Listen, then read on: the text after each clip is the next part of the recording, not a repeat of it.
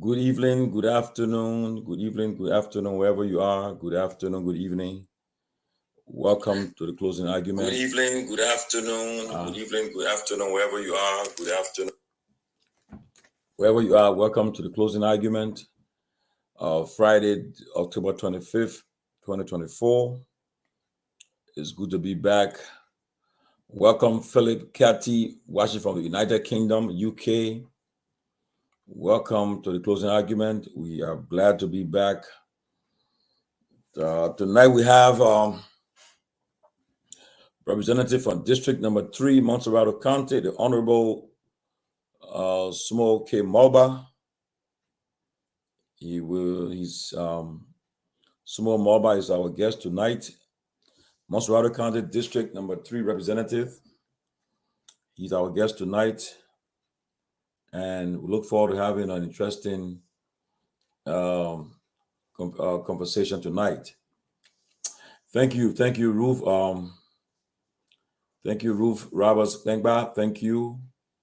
Yes, my family and I are bereaved. We lost our brother, Roland, in Liberia yesterday. And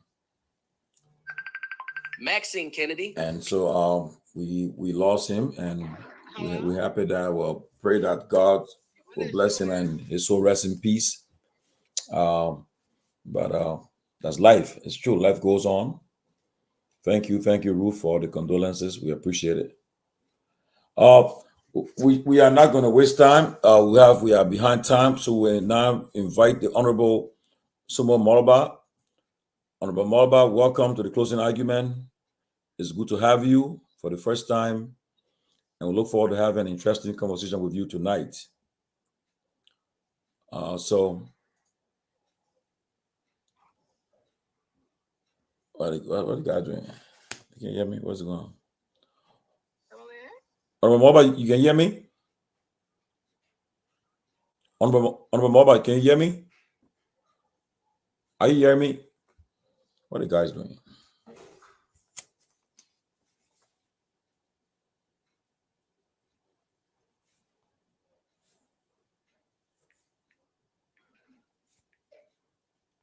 There we go.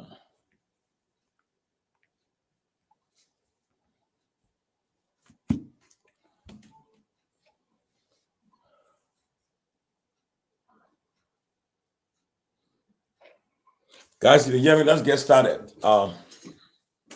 Today, Friday, it's Honorable is in the studio, so you can't keep it so long. Honorable Moroba, can you hear me? Honorable, can you hear me?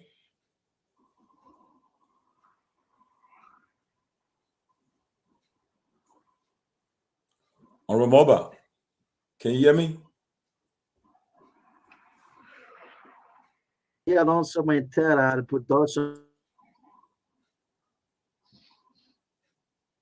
Ansu, can hear you. Get up to up to. Okay. What are you talking? I can't hear the guy. I can't hear him.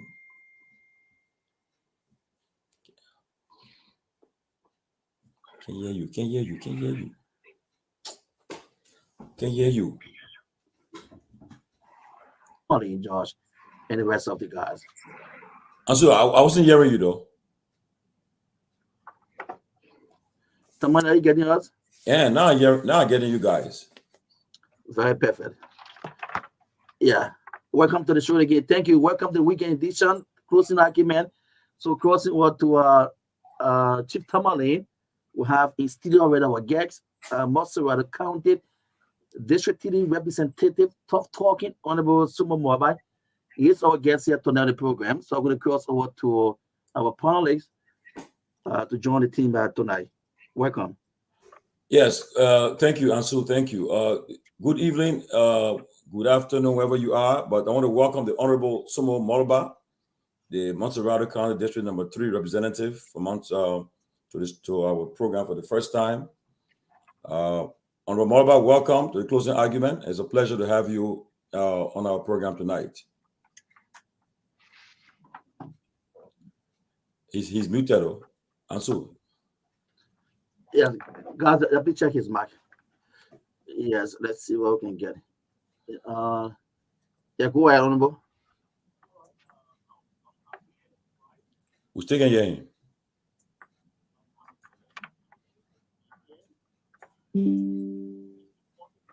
Ansu, we're not hearing the honorable. Yeah, so let's see. Let's see if we can check our next mic there instead of two. Go ahead. All right, Timberland, George, I would like to say I'm happy for the invite and I'm grateful to be here to discuss national issue. Thank you. First of all, let me ask you, how's life? How's your family? How's everything at your end? And just All right, we are doing quite well. Just that my daughter is not too well, but for the family, the entire family, we are all fine. Yeah. So how's the people of district number 3? Well, district number 3, it's all about work, and we are working very hard to bring back the proud and to restore the dignity to district number 3. Very good. I will be joined shortly by my co-panelists. Henry Peabody will be here. Lofa Julius, Robert Garguah, Grace, Guar, Karantang, Kehleboe Gongloe, Pewee, Sylvester Pewee, and the rest of the guys will be here. Ben Sanvee. They'll all be joining us soon, but we're going to get going, Honorable. It's late in Monrovia. We can't keep you up so late because you guys, they have the 2 groups, so we gotta make sure you guys are well secure everywhere you guys go. But it's good to have you, Honorable Malba. Thank you. People call you the tough talking lawmaker. But tell us, what's going on? What's the news? The latest at the House. I know the Supreme Court today issued a stay order. Justice in Chambers, Nyaming Bese, he put a stay order on the removal of the speaker. So where are we now? All right. For us at the House, especially the group behind Fonati Kofa, is all about due process. So according to our own rules, there's a portion that make mention of minority, right? Minority have the right to compel the others member, which is majority to attend session. So based upon that, we thought it wise through the leadership of the speaker to compel them so that we all can assemble in the chamber. If there's issue that they think that generally we could mitigate, I think it should be through the chamber and not by any other means. Yeah. Great. People wanted to clarify. There was a statement attributed to you today. They said that you said that if the other your colleagues go through the right process, you are going to support them. So just for the opportunity, just clarify that statement, please. So the thing is, what is the right process?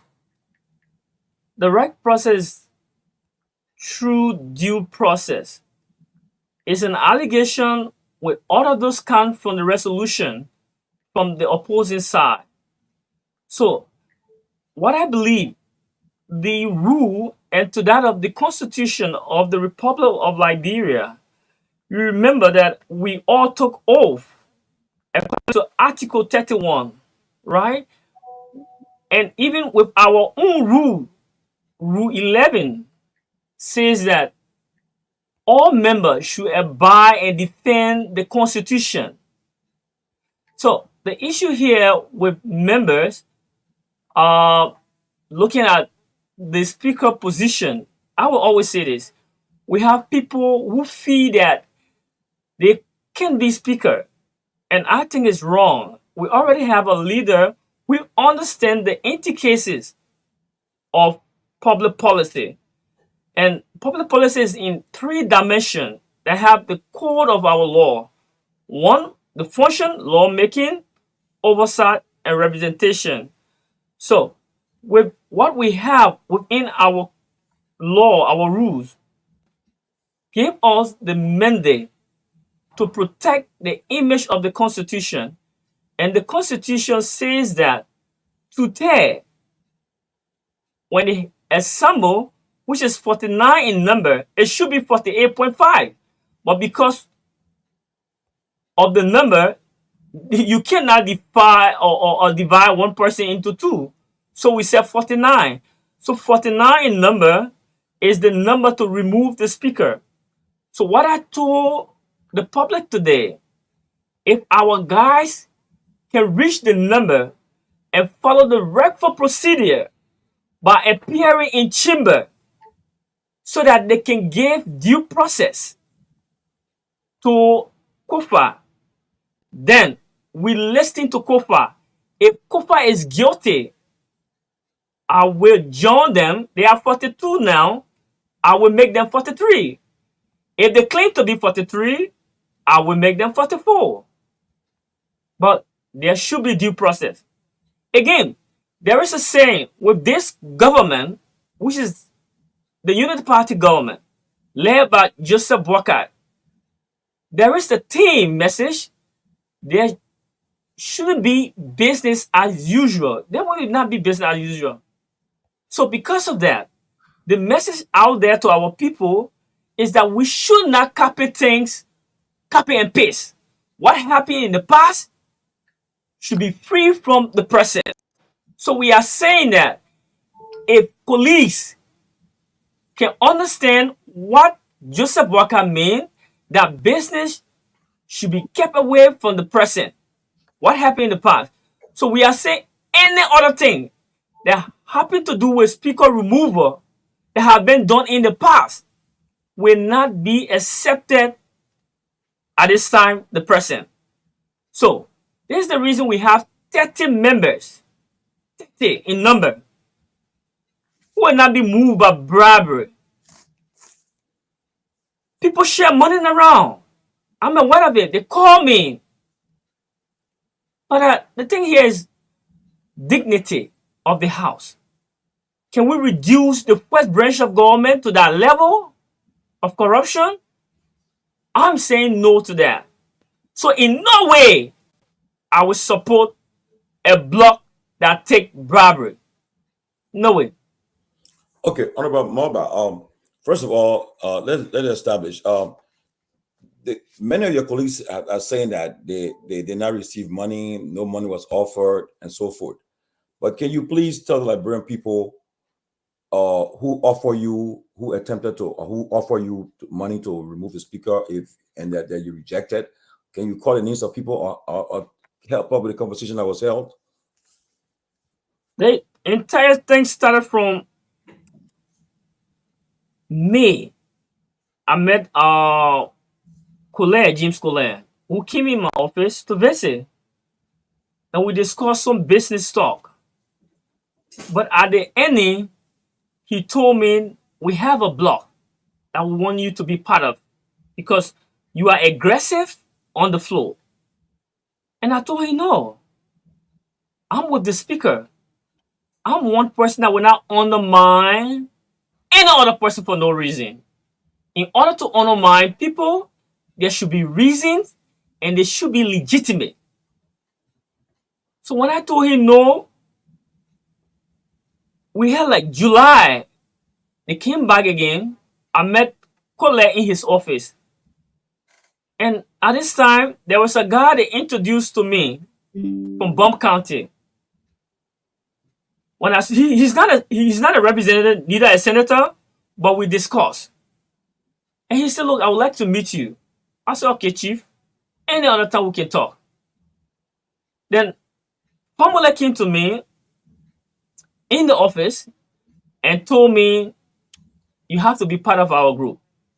And I again told him, no, I cannot be part of any group because our motive or our agenda should be the interest of the people. So this time around, when we heard about the removal of the speaker, it was like about 2 weeks ago, when the place flipped the resolution, people started signing, I was called by James Colette. So each time he called, because we have our own issue, I usually cancel the call. But this time around, I asked James Colette, And we came back to the same thing, the removal of the speaker. And I told James, I was very frank with him. I said, I cannot sell the pride of the house for anything. Not money. You cannot buy me. So from then on, I was all left alone.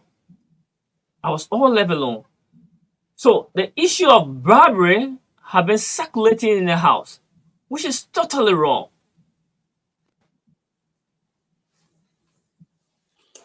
Peabody, welcome. Togar, Alexander, Bealded, welcome.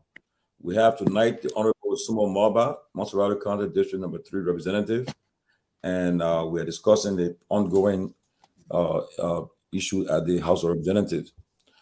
Honorable Moba, my last question before I go to my colleague. Now, the issues listed on the petition of your colleagues against the speaker, because you just said that if they go through the proper channel, you will join them. But do you believe the accusations against the speaker that have been listed by your colleagues? So let's get it straight. Yeah. What I'm saying, there is due process. Okay. The entire procedure, legislative procedure, should be done at the chamber. My colleagues, the majority, as they claim, need to come back to the chamber so that we can give the speaker a room to exonerate himself. And I'm saying if the speaker is guilty based on all of the account, I will join them. If they are 44, I will make them 45. If they are 43, I will make them 44. But we need legitimate claims. Dr. Peabody? Honorable Sumo, it's good to see you, and thank you for joining us today. Thank you, because this is an issue that is really causing a slowdown in the country, and I'm very shocked at the moment that the president has. I don't know, but I'm not hearing Dr. Peabody. Can you hear me? Oh, he's still muted. I'm getting you. He's muted. No, people are hearing me. I don't know why. You're not hearing me. I'm hearing you. I'm hearing you, Togar. Oh. Okay. So what I'm saying. Well, maybe go ahead and come back in, maybe. So it's my issue. By the way, we also invited people from the other side, and they refused to come. But Honorable Sumo, I know the speaker has done nothing but good to most of those guys from the other side. I mean, some of them, he went out of his way, ensuring that they got on different committee, they got their exposure, they will travel for different meetings and other things the speaker have done that. Why you think they are doing this to him? Why they just coming up with irrelevant stuff that is not worth it? Why they are doing this to the speaker? Why are they doing this? All right. According to our rules, from Rule 7. Sumo, can you hear me? I'm getting you. Yes. I got it already. Yeah. So from Rule 7 to 7.6, it gave you the duty and responsibility of the speaker, which is the role. It tells you that the speaker shall appoint all committee head and deputy, both standing and salutary committee. So one of the claims have been the issue of ECOWAS to that of the PIU. And I listened to them. They said that the speaker appointed people without election. In this book, there is nothing that make mention of election.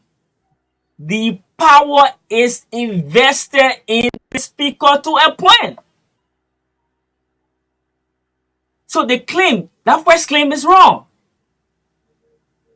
Another claim, they make mention of committees. The speaker appointed people not qualified in those positions. Mm. I'm from the Labor Committee. I'm the chair of Labor. I dare any of them within your block to put down their credential and we compare. So the thing here is not just about the committee, because even the lucrative committee, the guys are the one hailing those committees. PAC,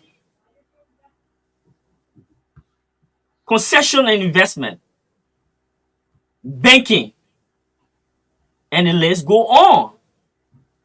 There are so many lucrative committees. They are serving as head for that committee. So why would they complain? Another issue have been the issue of the speaker having connection with other concession and even public institution based on his law firm. I had a personal conversation with the speaker. The speaker showed me proof that he's not part of, from 2016, he was never part of any firm, because that's conflict of interest. And here's the thing. I think the main thing is this. People want to control the budget. People are misusing our country money. That's the main thing. Don't listen to all of those cries. So the issue of the budget, the speaker make mention of an audit based on the report when he took the position. In the report, the speaker found out that a huge number of allotment was used under the speaker position. And he said, no, we need to do some investigation. So because of the investigation, people are afraid to go through an audit.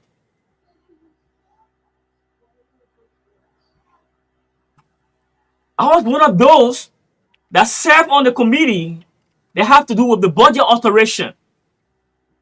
If any of you guys sitting on the panelists who have gone through the budget to that of the recast, there was a figure from the public administration sector, $90,075,000 that was shifted.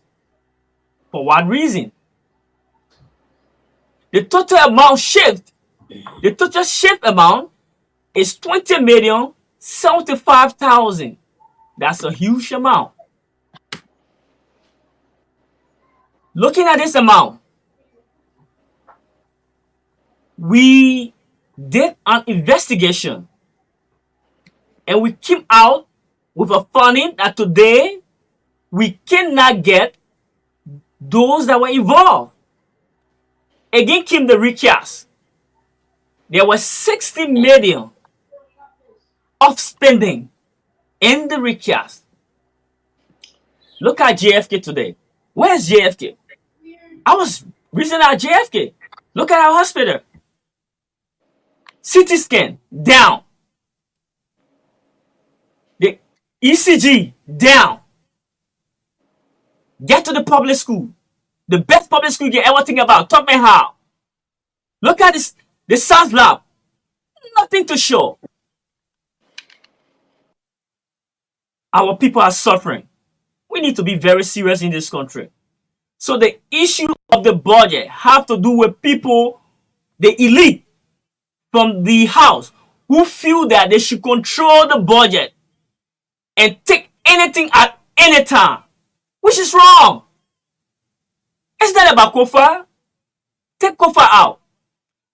Not too long, what coming today, I listened to Prince Johnson on Banner FM, who said that Kofa need to leave because he supported the war and economic crown cult. I'm the proponent of the War Economic Crime Code. I'm not afraid to say that. People need to be penalized for what they did in the past, and we need to create an environment where Liberia can be free from corruption. This can only happen through the War Economic Crime Code. With the War Economic Crime Code, when it is established, we'll not be hearing people talking about budget, removal of speaker, because there will be nothing there for lawmakers to chase or for legislators to chase. So it's all about greed. It's all about greed, nothing else. So let me ask People you. want to get rich. People want Let to me have ask you. fat pockets. Right. Let me ask you. And it's wrong. And This it's is wrong. causing a serious problem. It's tarnishing the image of the country. You have a group of people who the speaker, because the speaker had called for audit, the speaker is trying to put in place certain things. And now they are becoming aggrieved. They would rather hold the country down because they don't want what the speaker. So they will even go to remove the speaker. Even reason to remove him does not exist. They will still do it. Who you think is coming up with these? Who are the leaders of these guys that they are listening to? Because we heard that Barbie was involved as well. Who are some of these people that? Because I hear they are a hotel now. They have built there almost $60,000 or $70,000 since they've been to that hotel. So who is the millionaire that is pumping money and create that these guys are following them? Who are the ringleader of this whole saga? Yeah, Tomalin and the rest of the panel. I could call the names of the ringleader, and we all are aware of the ringleader. But the issue here is about resolution. How best we can mitigate this issue. Calling names will create more a tough ground that people will not be willing to have a reconciliation. So my issue is we should know them. So I would say Big Boy 2 as reference to the past. And the rest of the other guy from the House of Legislature. We should know them. People been calling the name. So continue to call the name will create wound and there won't be a settlement. I'm opening for a settlement because the next thing that will happen, the country will shut down. And we are afraid, I'm afraid not to shut the country down because a few weeks from now, people need to take pay. We'll be discussing the budget 2025. So we need to give room so that we all can mitigate and have a common ground and foster ahead to push the agenda of our government. So in calling him now will make it more difficult and will open wound that others will not be willing to negotiate or have a common ground. Yeah. Okay, let me give you my question and then we'll go back to Togar. So okay, I know calling name. I mean, you guys want the best for the country, and you guys want people to return and resume so the government can resume and all of that. But yeah, is it though? I know Big Boy One. I know the former Speaker of the House.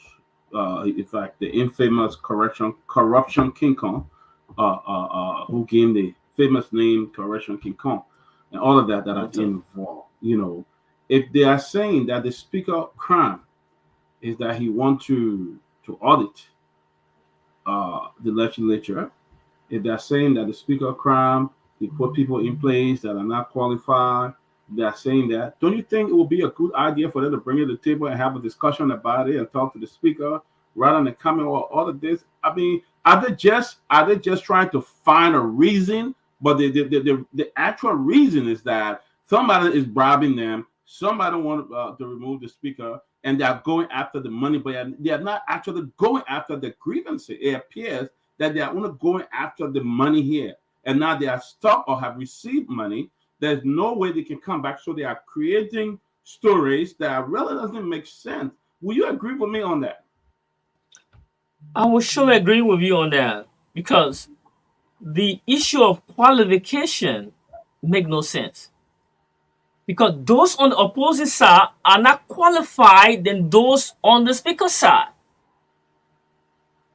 And it's in our rule book. Qualification matters. So if the speaker look at a guy that have 2 master degrees and say be a co-chair, and look at a guy without a master degree and say come and be the committee head, then they have issue with it. Look at the names that are calling. Most of the names that have this group, that they are the head of the group, they are not qualified. So the issue is not about qualification for various committee. The issue is about greed. I keep saying this. How much can I place in my pocket? What can I do to improve my life? It's not about the Liberian people's life. It's about them. So let's look at, for example, I will start to call him now. Let's look at Koga. Koga have traveled 3 times out of this country. I have not even traveled yet. But yet and still, I believe that I have to do the Liberian people now. So, the mentality that have been built over the time with the old lawmaker from the 53 and 54 is about making money. These guys chased after the executive. In the budget, that I understand very well, there are portions in the budget, there are places in the budget that people make money from. I'm aware of one ministry and an agency. They take 15K every 3 months, every quarter. It's there in the budget. The same people. The same people went to the speaker to travel to Guinea to discuss with the head of the junta. I think you listen to the speaker. I'm aware of that. I have pictorial evidence on that. So it's not even safe for Buckeye. They will tarnish the reputation of his government, and they are part of the rescue caucus. I'm from Lofa County. I would not want for Buckeye to fail, but he also needs to be very careful.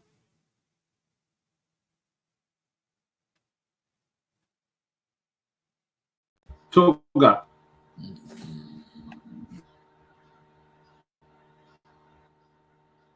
Togar, we can't hear you. You're muted. Sorry. Greetings to everybody. Greetings to Honorable Sumo. How are you? Thank you. Yes. Good. Now, I wanted some clarity quickly when you talk about some lawmakers went to meet the junta leader in Guinea. What are you talking about? What did they go for? Who are some of those lawmakers? What was the intent? All right. The intent was all about hustling. It was not about the cordial relationship with Guinea and Liberia. It was not about developmental agenda. It was all about hustling for their own pocket, their own personal interest. So when they came to the speaker, I was there in the speaker office when they brought that up the data letter. So when they left, I had a conversation with the speaker because I knew it was wrong. When we talk about negotiation between 2 countries, the president should be aware of it. And the speaker told me it will never happen. He did not approve it. they are the people we are talking about. Greed in the first branch of government. It needs to stop. Now, the other side is raising an issue that the USAID fact checker earlier came out today to confirm that what the speaker was serving as deputy speaker, his budget at some 1 point something million dollars had an odd turn of up to 5 million. That is, he exceeded his budget. What do you know about this story, and what do you make of it? All right. I wasn't a part of the 54th, but being part of the 55th, the deputy speaker position is silent. What do you think Fala is part of this group, Honorable Fala? What do you think Fala is part of the group? What group? The opposite side. Thomas Fala is part of the opposite side. Because there, Fala control four lawmakers. Koto, Gisi, Wea, and Chile, the old man. So he controlled 4.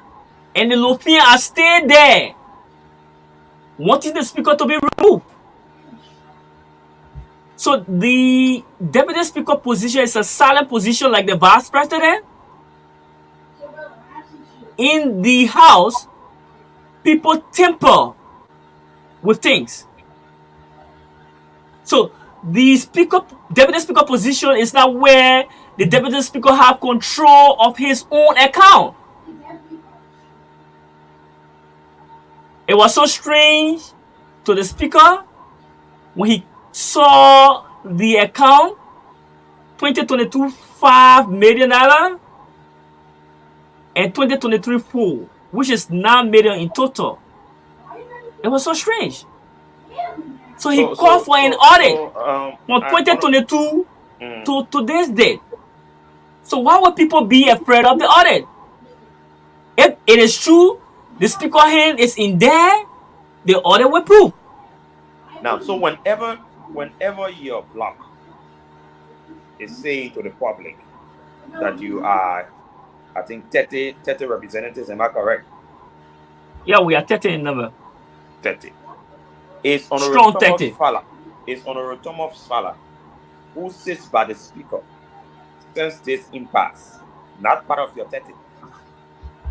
He is.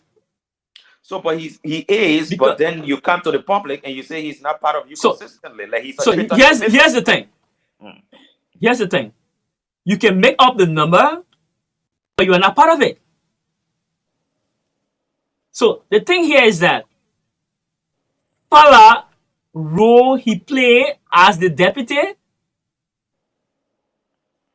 is incoherent with the speaker. In the absence of the speaker, Fala will prevail. But when the speaker is present, Fala's duty is reduced. So even going to the opposite side in the joint chamber does not give Fala the guarantee to preside. Because the presiding is the speaker. I know Tomalin will come back, but I think you're not answering my question yet. My issue is... What's the question? My issue is you are 30 lawmakers in total. That is the speaker's block. Yeah. Fala is a component. Deputy Speaker Thomas Fala is a component of your 30. When Fala slips away, you will be 29. But it seems like your block consistently does not trust Fala. Those Fala has been standing with you all along during this impasse because he's always sitting by the speaker and his number is counted. So the thing here is not about trusting Fala. Fala is part of us. And Fala make our block 30. They're not 30. So we value Fala at this time because due process is what we support. And I'm 100% sure that Fala also support due process, despite the issue we may have among us. So we have a constant theory. And the issue with due process is the number 49. So whether we are 26, 27, the rule and the constitution say to tear. If you cannot reach the threshold to tear, then you cannot remove the speaker. That's the law. And we all took oath to support the constitution. And I think the constitution should prevail. Okay, Honorable Marba. Okay, for me, as a citizen of Liberia, I'm interested in the impasse at the House to end, and I want to say you guys are negotiating, you are negotiating, right? You are trying to make peace, right? To bring the House back to order, right? Yeah, you're right. Okay, so I'm sure you have friends on the other side.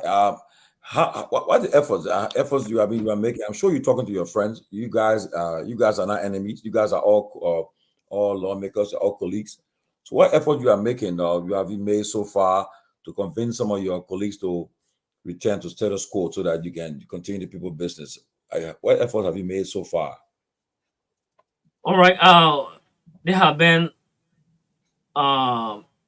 enough effort from our end to see how best we can bring our colleagues together back on status quo. But I think some of the issue have been the issue of the barber with the LACC. And this is one thing that is very difficult to handle, because the issue of corruption is a primary issue that we should not take serious. This is not the second branch of government. This is the first branch of government we are talking about. So the city have started the negotiation.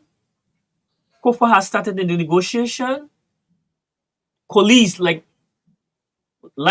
me have started the negotiation. All we want is to have a solution where we all can come back on the table and settle our issue. Because the common goal here is the agenda of the Liberian people. And we need to work hard to see how best we can push the agenda of our people and leave all of the noise and see how best we can come back together. If there are issues, it can be handled and we can negotiate. Committees can be negotiated, right? But based on qualification, because that's the law.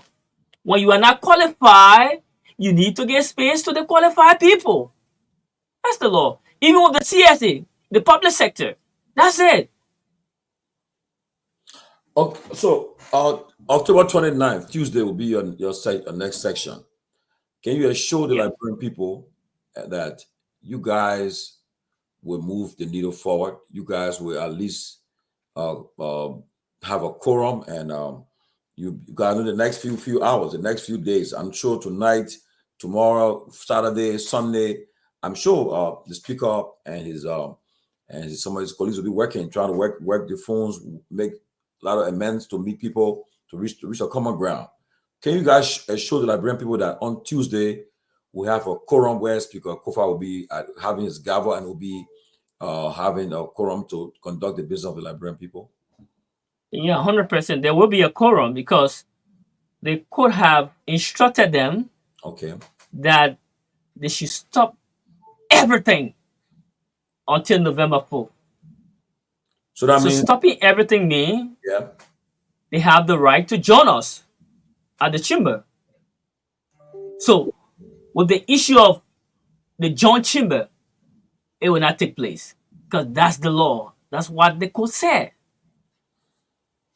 So we expect with open arm to receive them Tuesday so that we all can embrace each other and get away with those little things and foster towards the agenda of our country.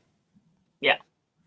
Yes, that's good. And like they said, the presiding justice in chamber at the Supreme Court has placed a halt on the embattled Speaker Councilor J. Fonati Kofa's removal by his colleagues filed a petition for a writ of prohibition. You're Associate right. Justice Yami Gbese has cited the parties for a legal conference scheduled for November 4th.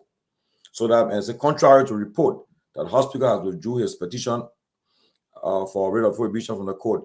So that means that's not true. The Speaker did not withdraw his petition. I mean, from the court. It's still, and based on the filing that the Supreme Court Justice in Chamber issued this stay order. So now with this, like you just said, we're looking forward to see in the next few hours, 72 hours, that you guys work as much as possible to ensure that one advice I would give, you should start the name calling, You're right. yeah, so that You're right, 100%. yeah, so that you focus on the main issue, to reconciling, so that they can get back. Because if the Speaker is trying to negotiate, he is trying to negotiate to bring sanity to the House. I don't think for some of his colleagues to be calling names and so forth, they will anger the other guys. There are some people I know who they're not going to negotiate. They just remain arrogant and they're not going to negotiate at all. But one of most of the guys who can reasoning to join that process, so that because we're almost around the Christmas, the holidays, and then I heard today that the World Bank also, you guys need to ratify some financial instrument from the World Bank. If you guys do not meet in session to do it, the Liberian people will be in jeopardy. The holiday will be in jeopardy. Civil servant pay will be affected, and also the government shut down. So I will be happy that you guys can do everything within your powers to ensure that you guys come together. But with that in mind, let's talk about the issue about the budget that will pass. The budget that will pass. Did you vote on the budget? The passage of the recast budget. Did you vote on it? No, What the reason not voting? because I already had issue with the alteration of the budget, the shifting the date.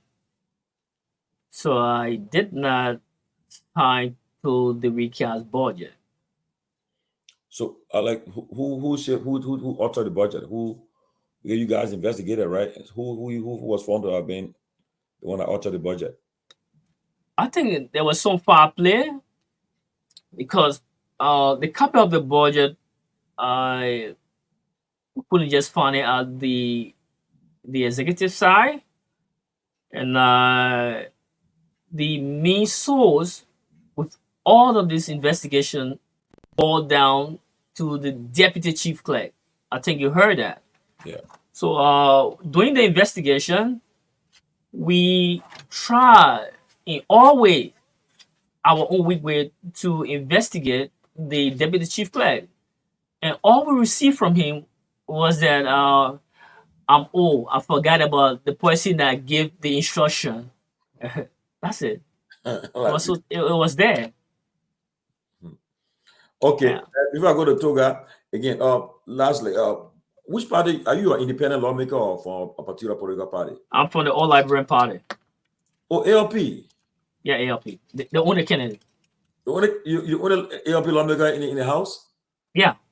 Wow. Togar, come in. Yes. So there are some issues in the Constitution. Yeah. That I wanted us to go back to.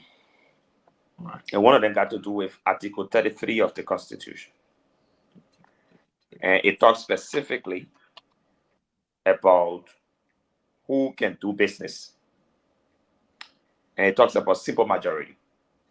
It says simple majority of each house shall constitute a quorum for the transaction of business, but a lower number may adjourn from day to day and compel the attendance of absent members. Whenever the House of Representatives and the Senate shall meet in joint session, the presiding officer of the House of Representatives shall preside.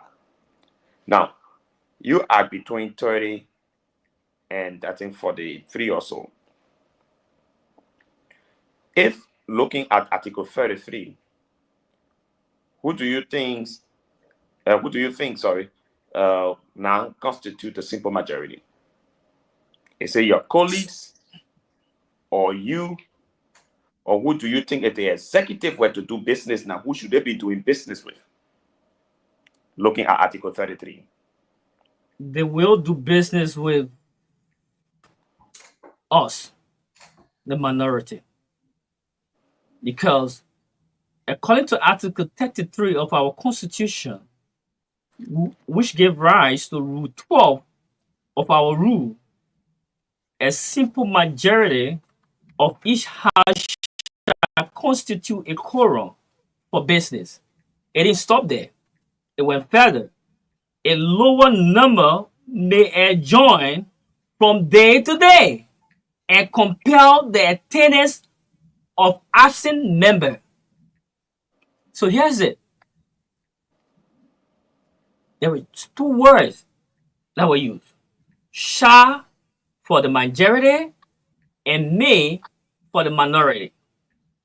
Shall is mandatory and may is permissive.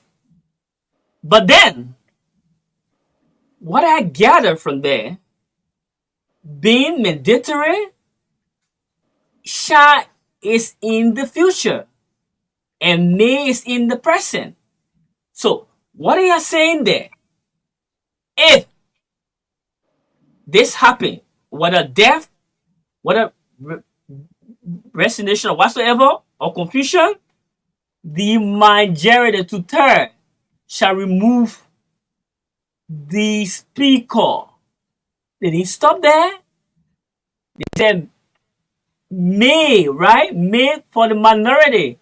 Minority may compel. And they should adjourn day by day. So day by day continue. Whether month, yeah, we continue. But we should compel the majority to attend. So in order to compel them, we use the court. So here's the thing. There are allegations every time. Not all allegation is the right one. Not all cases, the decision of the majority is right. So the minority have the power. The one that did this constitution, they were smart. Because anyone will get up and say, look, Speaker, because you behave or you refuse to speak to me, we remove you. It makes no sense. So the few that remain, which is the minority, have the right to decide whether the will of the majority is right. Now, if not, you create room for due process. Is there anything in your rules? There are 2 or 3 issues I'm looking at. I'm looking at removal. I'm looking at maybe suspension. And that's the other word I'm trying to pick up. But there should be 3. Impeachment, I don't think there's impeachment. But I think one is removal. One is suspension also. What does your rule say about these categories of issues when it comes to parting ways with a speaker? When it comes to what? Parting ways with speaker. What does your rule say in the case of removal, in the case of suspension? Because I keep hearing this, like, take for example, in worst case scenario, the side with the majority has the capacity to suspend a speaker. Is it anywhere in your rules that you have different segment of decisions that can be reached given what the majority has?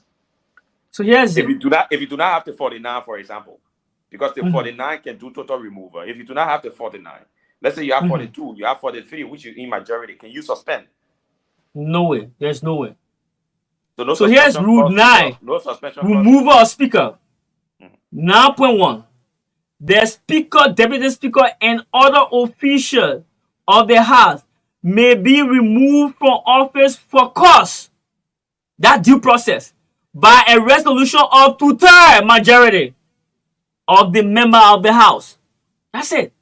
Nothing in your rules that talks about suspension of the speaker. The speaker cannot be suspended. Nothing in the rule. I'm not aware of that until you tell me. Because I don't know. 9.2 said a member may be expelled from the House for cause by a resolution of a two-third majority of the member of the House. That's it. Nothing more than that. Okay. No problem.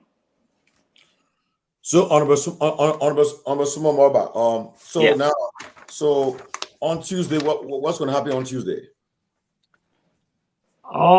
Like I told people this morning that Tuesday, I believe the Holy Ghost that govern all of us spiritually will descend on the heads of members.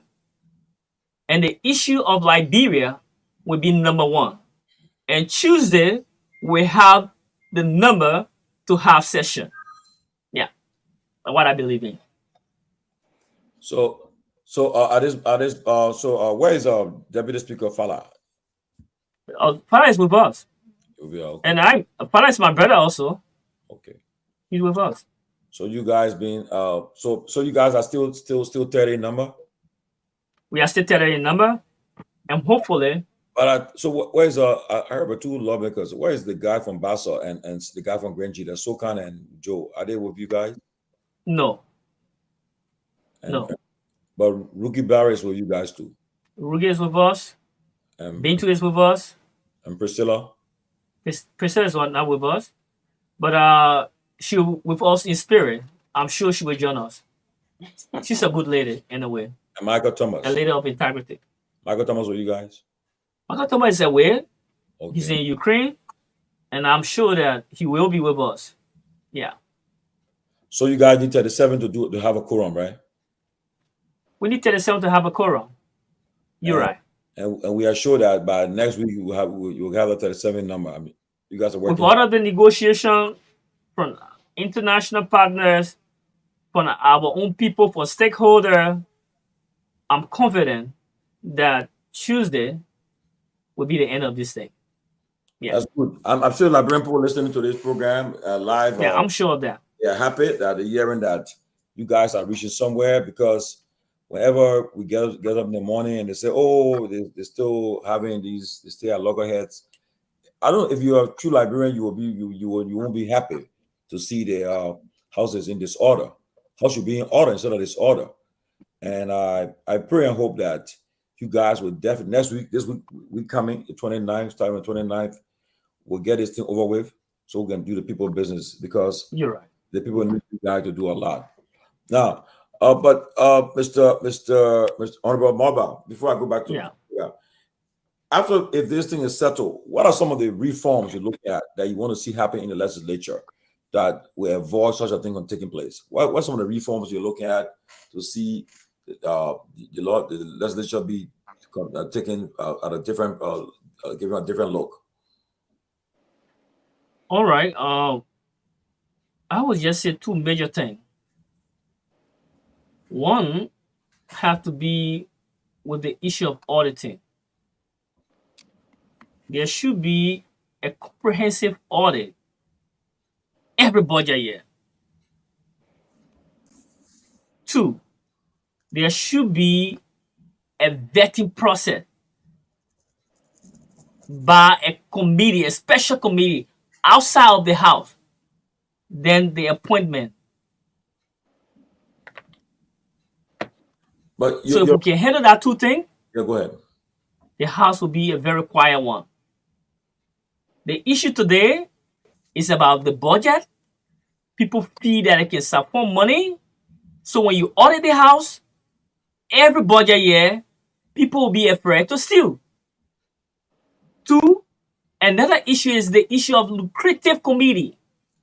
People who are not qualified want to occupy this position. You keep saying lucrative committee. Which committees are considered lucrative? Lucrative committee are the money committee. When you hear waste and mean that money, when you see PAC that money, what the guy fighting for, right? Because waste and mean have to do with the budget. What is PAC? With the budget, you can place anything in. What is PAC? PAC also work in line with the budget because they monitor everything. So there's a balance. So in order to have a quiet house, the vetting process should be done through a way that it will be transparent and there will be a merit system. Yeah. But Tomalin, Wait, 1 minute, last minute. So on the mobile, do you think if this thing comes to a peaceful resolution, amicable resolution, do you think you advise the speaker, you support the speaker to dissolve all committees and reappoint, or did you just come to some understanding? So how is support the speaker to dissolve and reappoint? But even if you dissolve and reappoint, who you placing at the head of the committee? Are they qualified? No, they're not qualified. They're not qualified. Yeah, but let's take for example, someone that have no idea on money want to be the head of Lands and Mine. It makes no sense. Actually, it makes no sense. It is said that when they, what is it, Togar? When they pass, what is it? When Kehleboe not available. Yeah, but then Mobile, don't forget now, you guys come from diverse background. Okay. Yeah. Your constituents, they want to elected you guys to represent them. So when you guys are running for these various positions, in the house, I mean, it's not stated that you have a qualification that anybody can run. From what we see, anybody can run, and if the man plays his cards right where he wins his seat, he's there. He can sit on a committee. The issue about qualifications, if that was the case, then I don't think plenty of people would not be elected, because we know some people have gotten elected. So I think once you are elected, you are entitled to be on a committee. I think that the only thing I'll support you. People should be fair. If I'm aware, I know that my limitation. I don't have no idea about finance or so. I shouldn't try to go on the banking or finance committee or ways and means committee. I don't think I will be doing myself injustice to do it. But if at least I can serve on some committee. So I don't think when you talk about look at the committee and these people are not qualified, I don't know. Let me correct that. Yeah. Let's take for example, you cannot take anyone and just place their own ways and means. You have to have some financial idea. I agree. Yeah. So also experience play as it relates to vetting. You may not have the credential, but you also have experience because you have worked over time in that field. It also helps. So going through election and coming to the Capitol building is another thing. Yeah. Doing committee job, that's a different ball game. You have to have experience. That's the reason from the beginning of our election, our election. I told people 2023 that both people were experienced, both people who are not broke, because they experience in African politics. When you broke, people use government money to enrich themselves.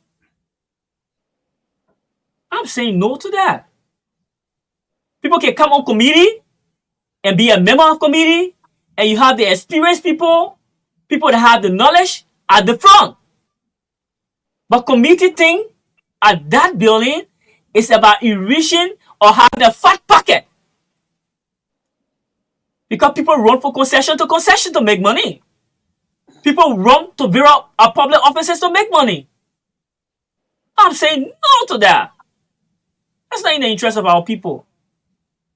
We said we were making new. We all want change. It's about time that we effect the change. You cannot hold the change and you think that change will take place. You need to act on it by action and words. Yeah, but the thing is, most of the people who you might say, quote unquote, lack the experience or qualification, were all appointed by the same speaker. So are you saying the speaker was in any error by appointing some of these people to some of their position? Because that is part of the bureaucracy of the speaker who to appoint to some of these committees. And besides, I don't know who specifically are you speaking about that might be unqualified for some of these roles, because I know the chair on Ways, Means and Finance is very qualified. He used to work at the Ministry of Finance. I know the PCC chair is qualified. I went up Dixon for large size division. Yeah, he's good. So even the So- person from PAC has He's always also been an good. auditor. Yeah, he's also good. Good. So who are you So- referring to there about these changes you're talking about? So let's take, for example, you got Dixon on Ways and Me. Mhm. You also have people who want to be on Ways and Me. And they are not qualified more than Dixon. Oh, so they. So is the so you mean speaker they're wrong for fighting- placing Dixon in that you mean position? you mean- No, you he's mean not they wrong. you mean they are fighting because they want Dixon out of his committee? Beautiful. That's it. People want to control rule and order. People want to control Ways and Me. We have some of them on concession. You could help the Liberian people by pushing ideas, looking at those concession agreements. We have some on PAC. I don't want to call name here. You could play a role that could benefit the Liberian people as it relates to public policy. With the PAC budget, we listened to it from the speaker. It was $700K. The return came to $2 million. Wow. The guys playing with money, but they still complain because the mean area is Ways and Me in the budget. People want to push what they want in the budget. And I'm telling the Liberian people, they should listen to my voice today. Let Funati remain. Give me another year and see the difference of that house. When you kick Funati away, we be putting trouble on ourselves. They are all the wicked elites.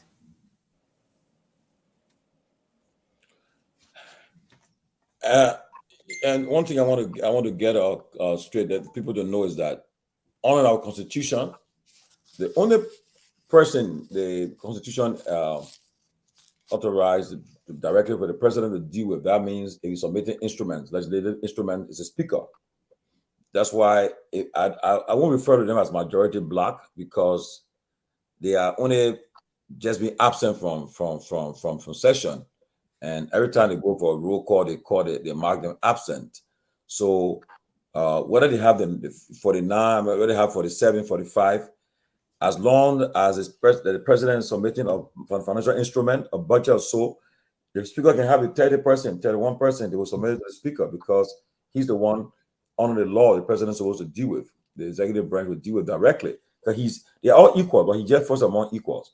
So but the problem, Tomalin, is even if you send it to the speaker, it must be passed by a majority. Yeah. And you do not have a majority sitting on the side of the speaker. So how does the budget pass? The speaker will always call a roll call. If you don't have a quorum, he will adjourn, but he will call them is absent. And then if you cannot pass the budget, because that would be the whole point. If you cannot pass the budget, what happens? If you cannot pass the budget, civil servants will not take pay, and at the end of the day, the entire country will get shut down, and people will be complaining. So that's why the budget is sitting with the speaker. That's why the speaker are taking advantage back. It's a process. It's a process. Mm-hmm. This is the reason why the court is compelling them to come. Exactly. If they refuse, the position they occupy will be dissolved.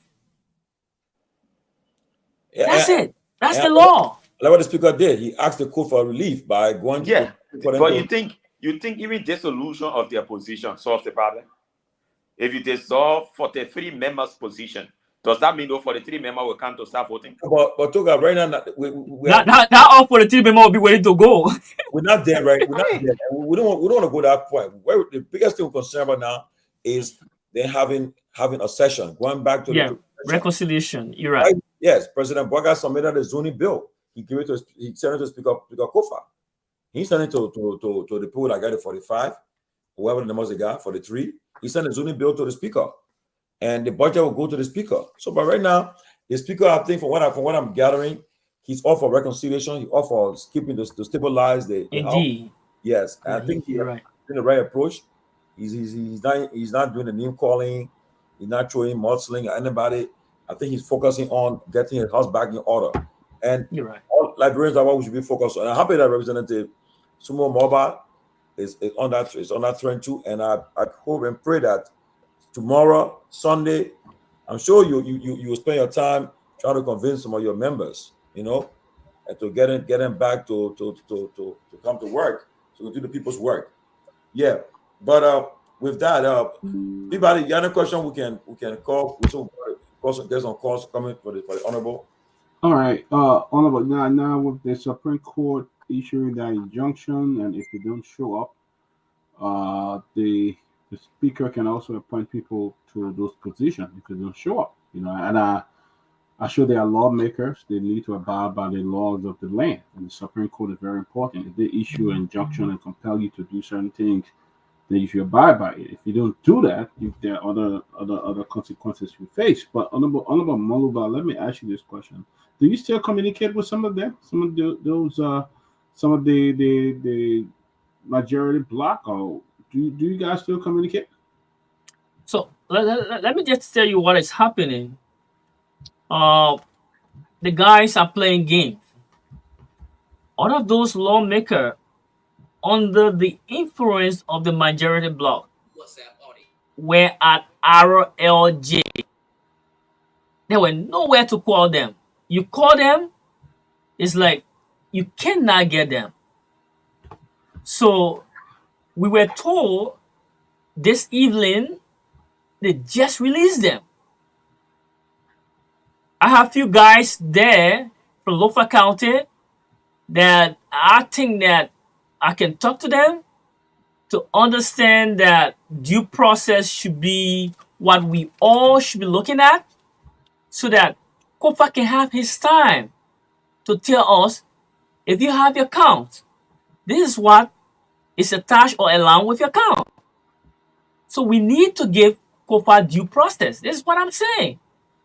If in your count, all of those count, if Kofa comes and it is proven that he's wrong, I will not be part of them. Then you will have an increased number instead of a static number. So because I will join you, if your counts are right. So we just need to follow due process. So I'm still talking to some of them. And I'm very sure by Tuesday, some of them will listen and will appear so that we can do the Liberian people job. Good news. Yeah. I have somebody in line who want to contribute to it. Yeah, go ahead. Yeah, thank you. Thank you, Tomalin. Good evening, Honorable. Listen, I'm Sylvester Pewee. What basically I thought to contribute to this process that beyond what is unfolding currently is not only what Article 33 of the Constitution said about comparing those absent members to come to section. It is the potential constitutional crisis that is looming. And I repeat, the potential constitutional crisis. Now, those absent members cannot be a business as usual to say every day, as the Constitution said, day to day, because there's a constitutional implication also. The Constitution is clear that one house cannot continuously be out of operation. It gives the Constitution and time aspect, because both houses should be sectioned and working competently. So if one house is not performing her constitutional responsibility, then there's going to be a crisis as to how one portion of the government won't be functional, and that is a potential constitutional crisis. So I thought to emphasize this process. Well, I think it should be around 5 sections. If that is 5, you're right. You're right. Senate will also be people who will not have the time to perform. So beyond comparing these people, it is the problem of we heading to a looming constitutional crisis that can break the government down, and that is tantamount to abrogating the constitution of our country. So we have to be very, and I like what you said. We hope that Tuesday will be the finish line. We find some very amicable solution to the problem. We'll bring this resolution to bear. But now, back quickly to this issue of media and all of things. Some of us predicted that this problem is not about this being having some major problem or he involved in malfeasance or misfeasance of that institution. The problem is about who is going to go on what committee. For instance, when the Public Account Committee, the PAC, was established, then still the General Auditing Commission, the intent of the PAC, the Public Account Committee, is to ensure accountability. But unfortunately, folks are now using the PAC to extort money, to see where money went, so that they will. I mean, there's terrible information about how people that headed the PAC in the past. Why you think Senator Nugwe and the rest, the U.S. government sanctioned Senator Nugwe? Why? He was the chair of that. They said there was a lot of unscrupulous things unfolding at that committee, right? So the PAC was not meant to get involved into those things. The PAC was meant to ensure accountability. That's why they said the Public Account Committee. That's the committee that will hold public hearing of all auditing processes. If the General Auditing Commission move in and conduct audit, before the government can go to court, the Public Account Committee will hold hearing on those institutions. And then they will make a recommendation to plenary, potential recommendation for prosecution or other to recommend any other ways in that manner, basically. So that's one of the basic processes. So I would think that we all can come together and be so-called reflective of our country and the people we represent. When I'm saying we represent, you represent our interest, but you are the people deputies. If you are the people deputies, you have to perform in accordance with the very Constitution. And Article 1 saying power is inherent in the people. I mean, I think we just need to lead all those things and move forward and work back, as he's rightly stated, get the speaker another 1 year and see his performance agenda and see what their approach is. But their approach is all about job. It's about giving me money. It's not about the major process about transforming the country, moving the country forward. I think it's a dangerous quest, and we took those issues. The Ways, Means and Finance Committee, the Constitution is clear that every county should have membership on that committee. Every county. So the fact that every county and those people represented on that committee, on every county, because the county is the only committee that got all, if I'm wrong, whatever, tell me. It's the only committee that got all of the county represented, right? So if that's the case, look for folks that are competent. And that's one of the reasons why we are not really reviewing the budget. The budget performance process is weak because everybody want to get on our committee, even incompetent, grossly incompetent elements want to be numbers. If you don't understand 1 + 1, then how do you know what the budget line to understand? I mean, so it's unfortunate. We just have to begin the process of recalibrating the system and engaging in a more comprehensive manner. That we will put people on committee that they are useful, they are up to date on those committees. We don't need to have, deviants and knuckleheads on committee that they don't understand anything about. It's quite unfortunate, right? So we thank you, Tomalin, for allowing me to make this intervention. I wouldn't have the time to be on the show today, but I think it is important, it is prudent that we all move through the process of ensuring that the country will come back to business. Other than that, we headed to what we want to describe as a looming constitutional crisis that may have some potential danger towards the country democracy. Thank you. Thank you. Honorable Moba, before I go to Peabody, which committee you chair? Labor. The chair of Labor and the co-chair for Youth and Sport. And that was a committee that you wanted to be on, or that was you were given to you? Oh, I'm looking at investment a concession, but what was given to me, and I appreciated it because it's about working for my people, and I feel that we had a lot of labor-related issue, fundamental rights that were broken, and we had to get back to see how we can straighten things, so that at least the young people can have something to do. Yeah. Peabody.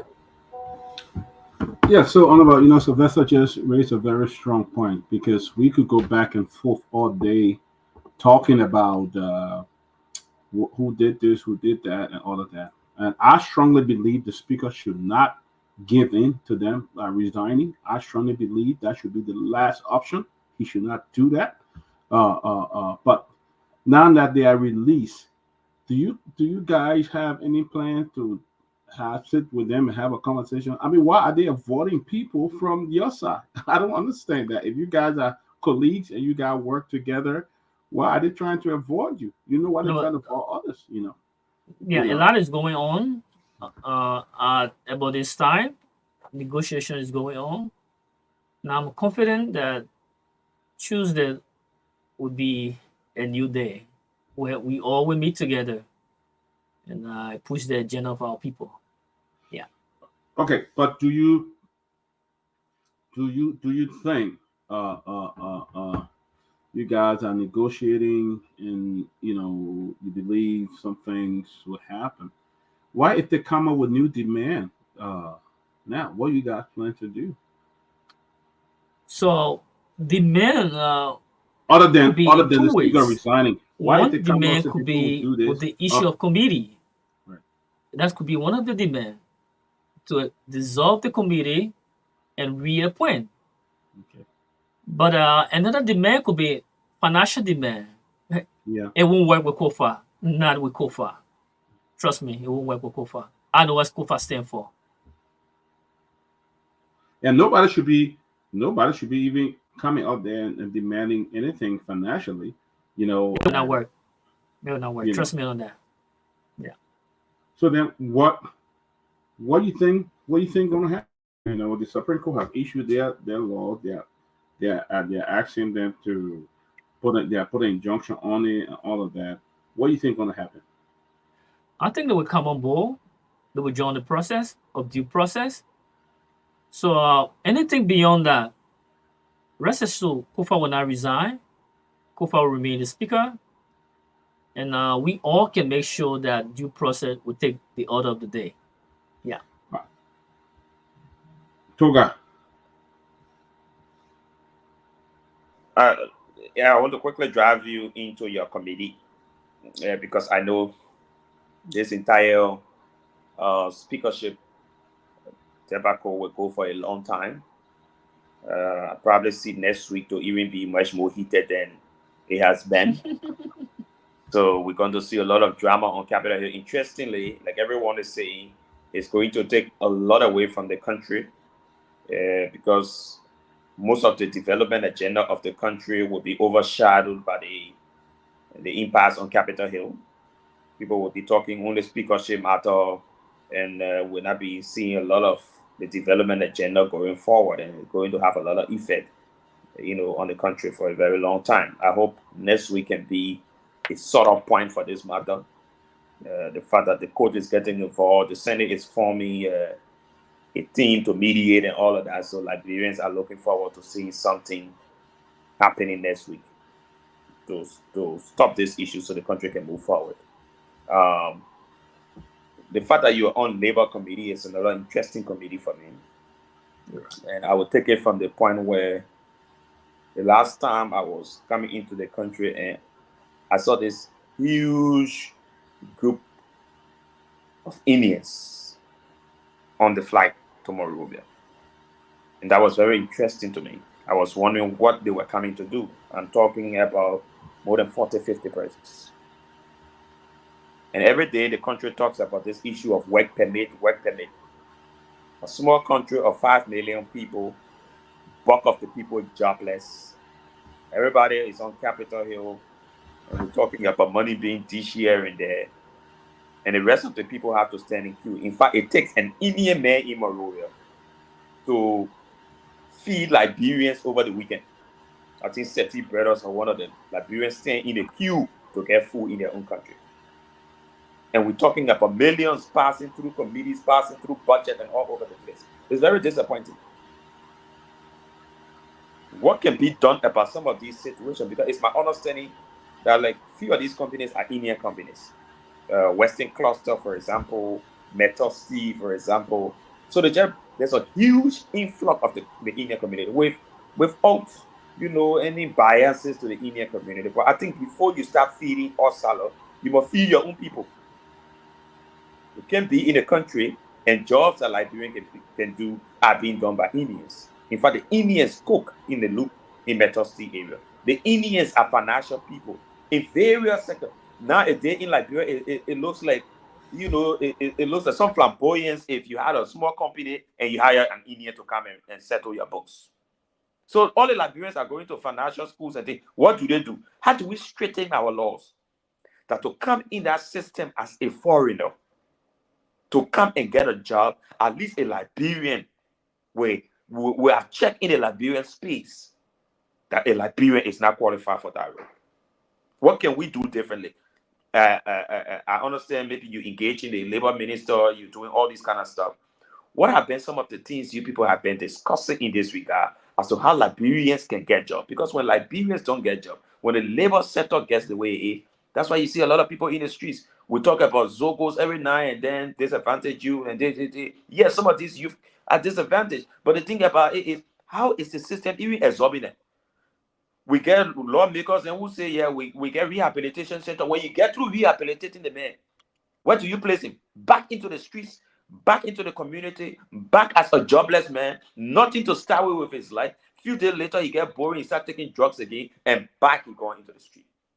What can we do in this regard? Before I come to speak specifically to an issue unfolding at Metal, I wanted you to kindly speak to the labor matters of the country. Thank you. All right.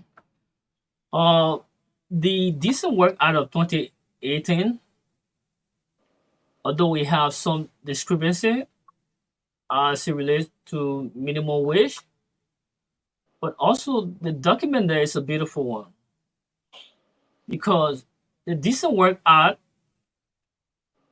give that right, or fundamental right, to Liberians.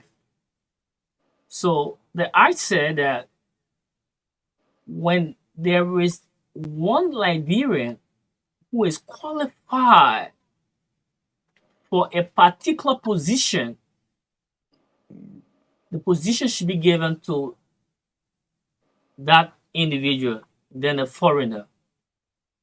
The only time a foreigner should have a space when there is no one in Liberia that is qualified for that position, then the foreigner can take charge. In Liberia, you are right. There are so many low-level positions that have been occupied over the time by foreigners. It could be through outsourcing.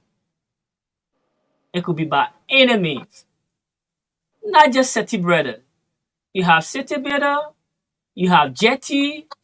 When you enter the various stores, you see Lebanese Indians staying up, acting as supervisor. That role should be for Liberian. So the question is, what can we do to mitigate what is going on? One way is to increase the threshold of withholding salary remuneration. Now, people pay $500 company for a foreign worker as salary. If we increase the threshold to 1,500, if more foreigners come in, Liberia make more revenue. Another one is the issue of NASCAR benefit. If the guys were paying more money for their benefit, because if you say withholding is 500 and you do 10% of 500, it's still less. So the issue of withholding to that of the salary, then we look at the permit. In Ghana, permit is $1,500. In Liberia, permit is $1,000. Working permit. So because it's less, the figure is less, you have more foreigners coming in. And we have less revenue. There are issues that we need to look at. The law are there. There are so many good laws. But we are not implementing it. One way of not implementing it, most of these concessions or businesses have been placed in a vacuum where Liberian or the elite government official have percentage.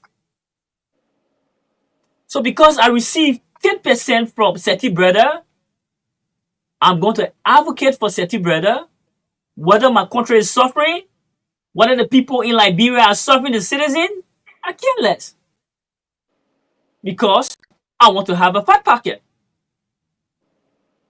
So until we change the mentality as government official and look at our people, the livelihood of our people, you still having people taking more drugs. I always say this. When you think the young people, there is an increased rate of young people being addicted to drugs. It's just simple. The young people leave the university, even those that are taking drugs are people who score A in school for good schools.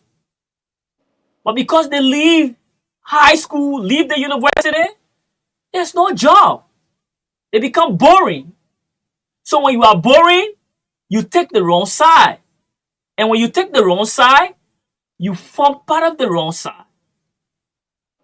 This is what affecting our country. Does the labor ministry make any sort of whether quarterly, monthly, annual report to your committee, for example, and whether that sort of report has anything that got to do with what's the current data analysis on the job market of the country, how many persons are employed in terms of foreigner, in terms of local, when was the last time you as a committee chair of labor, for example, summoned the labor minister or some of these top companies on regulating some of these issues? I'm asking this because this is where some of the problems today coming from about lucrative committee. People have misunderstood the entire oversight of the legislature. People think that when they put them over committee at the legislature, they technically are not an employee of these institutions instead of people who should supervise and ensure that the right things are being done. When they put you over a committee, for example, of public work, you don't become a party to public work like another minister at public work. Many a times, if from the time I used to cover even the legislature, if a minister was invited, you will notice on the floor, the person who will be pushing for that minister to get free and go back, who will be the committee chairperson of that meeting. Right. You're right. Will be. That's what happened. And it's very unfortunate. You're wrong. The person who is the chairperson of the committee should be the one engaging the institution to make sure that the right thing being done for the people. Take, for example, your voice right now can be high on the job market, and Liberians can hold you accountable tomorrow. You're right. If 6 years later, if you as a committee chairperson on labor cannot boast of how attractive the labor sector of the country is, if you cannot boast of what the number of foreigners that are taking jobs in our economy compared to the Liberian who graduating and they can't even find job on the market, then you are headed for trouble for re-election. We don't see that. Most of the time, the committee chairpersons we got, they sit over these sectors, they do nothing, they become friends to these ministers. Instead of checkmating these ministers and ministries, they become friends to these people and they forget their oversight responsibility completely. So that's what I'm asking. Have you made some follow-up on your on this sector, and do they make these kind of regular reports to you? And how can you try to sort out some of these issues so that our labor sector can be better? Because the labor sector can help to improve the economy. Yeah, Councillor Kupakra is doing well, very well. We've been most often we meet and talk. Sometimes when we have discussion with the international partner, he called me. I'm there to give my side of the story, my view. And I have been visiting most of the concession. I went to Esala Meta, did with China Union, Bao Chico, and even Seti Brother. Quite recent, I was at Seti Brother, and they offered me a drink. And I told them I have my drink in my car. I don't think I need drink. So it is the will over the time by the one head in the committee. The will is to avoid yourself for money. The will to refuse. So if people can be like me who refuse things, then the labor sector will grow. When I went to Seti Brother, we had discussion. So what it did, they brought in the head of the labor union. We discussed. And his portion was all about protecting the image of Seti brother. But then I had people along with me who are doing the investigation from ground. They met some of the worker and we get full story of what was happening. I was told that some of the guys there were paid under the minimum wage, $80. And that amount should be 143. Exactly. You get that? They were paid under the minimum wage threshold. So I had an issue with Seti brother. But because of the rigmarole this week, we are waiting. The committee will send for the head of Seti brother and invite the minister. Because not everything the minister will get. You have people who are assigned inspector who get down to the various businesses and concession. The willpower to refuse. So it's not just about the minister. My job is oversight. The oversight is to tell the minister, this is happening, you need to go and hide. Now, just lastly, before Tomalin come in, just lastly, before the other panelists can come in. Now, take for example, I raised the issue with even, I think, the Seti brothers or so. Yeah. Every weekend or so, they have a long queue of people, young people who are capable of working, whether it's low-level job, whether skill or upskill jobs. They keep them in a queue, and they say they're giving them food. They get cook rest. You can't get you one plate, you eat. So I raised it on one of those posts. And I was Seti saying brother to them, Jetty. I think Jetty, Jetty or one of them is doing that. Yeah, And I was Jetty. raising it to them. They say, oh, they're doing it for old folks. But some of the people I saw are in their 40s, are in their 30s. They don't have jobs on weekends or so. They stand in a long queue and they say they're giving these people food. So I was like, come on. If every week you spend maybe $5,000 to $10,000 to get these people hot food, why don't you at least every month open that same 10,000 that you spend on that work? Because I know if you check the budget line, this is the kind of money they send into the partner that they spend on feeding Liberians every week. Why don't you take that $10 and spray it around? I can get even 500 people job at some 150, 175, so to be able to work for their own money from an independent perspective. Then you standing in one queue and giving the man hard rest to eat every Saturday. These are some of the issues that need to be looked at, because these things are the things that people use for social corporate responsibility. How in the world Seti brother or Jetty or one of them stay in a community? The routes are flooded using the LPRC route. They do nothing on those roads. They do nothing about the communities in which they live. The health hazard is becoming a trouble based on their concessionaires and all of that. But they don't take care of these things as social corporate responsibility.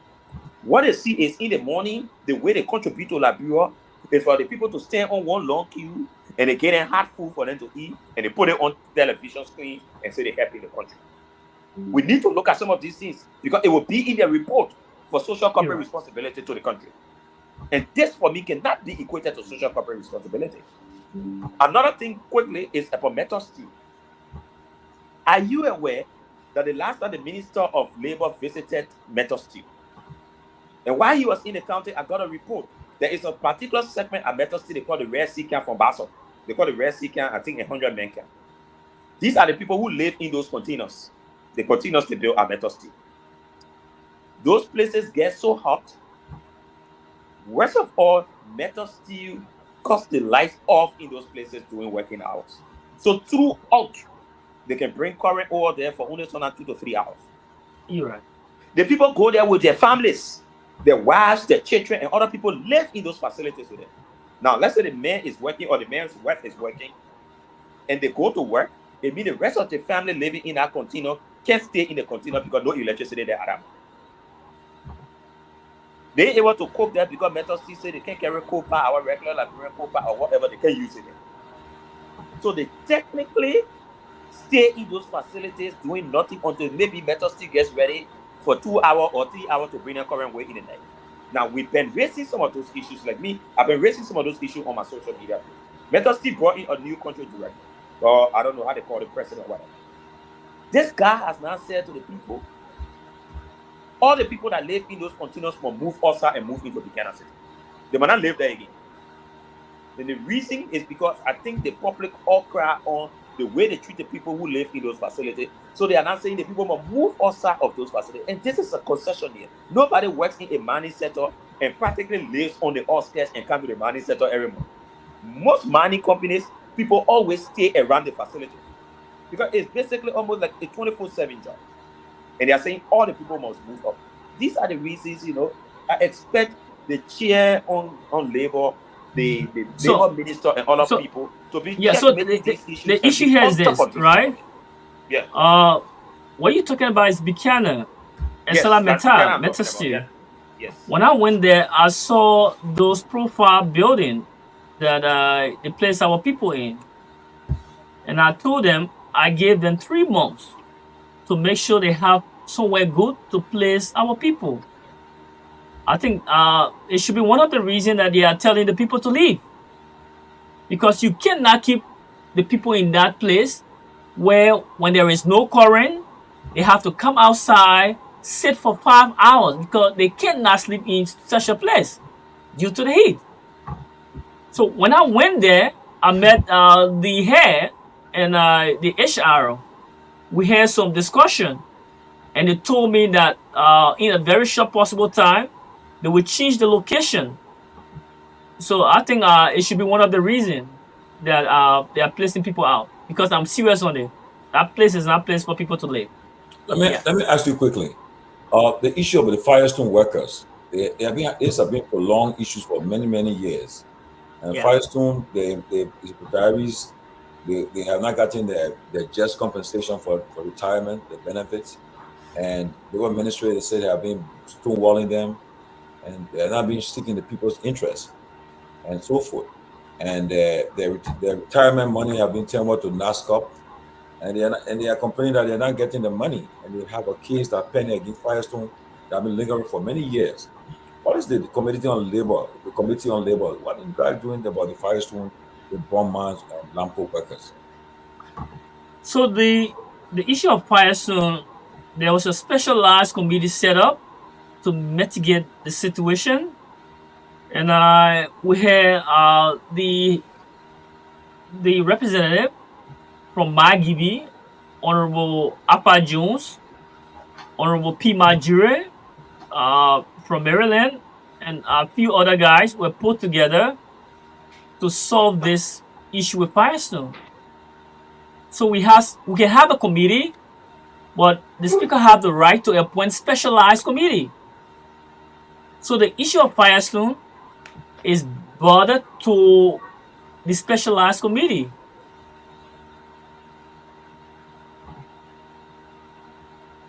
Okay. Also, last for me, we go to the lines. So, Honorable Moba, can we confidently say that you remain a loyal member of the lawmaker and in support of the speaker remaining as speaker? That have you been attempted to have tried to lure you? So the speaker is just one individual.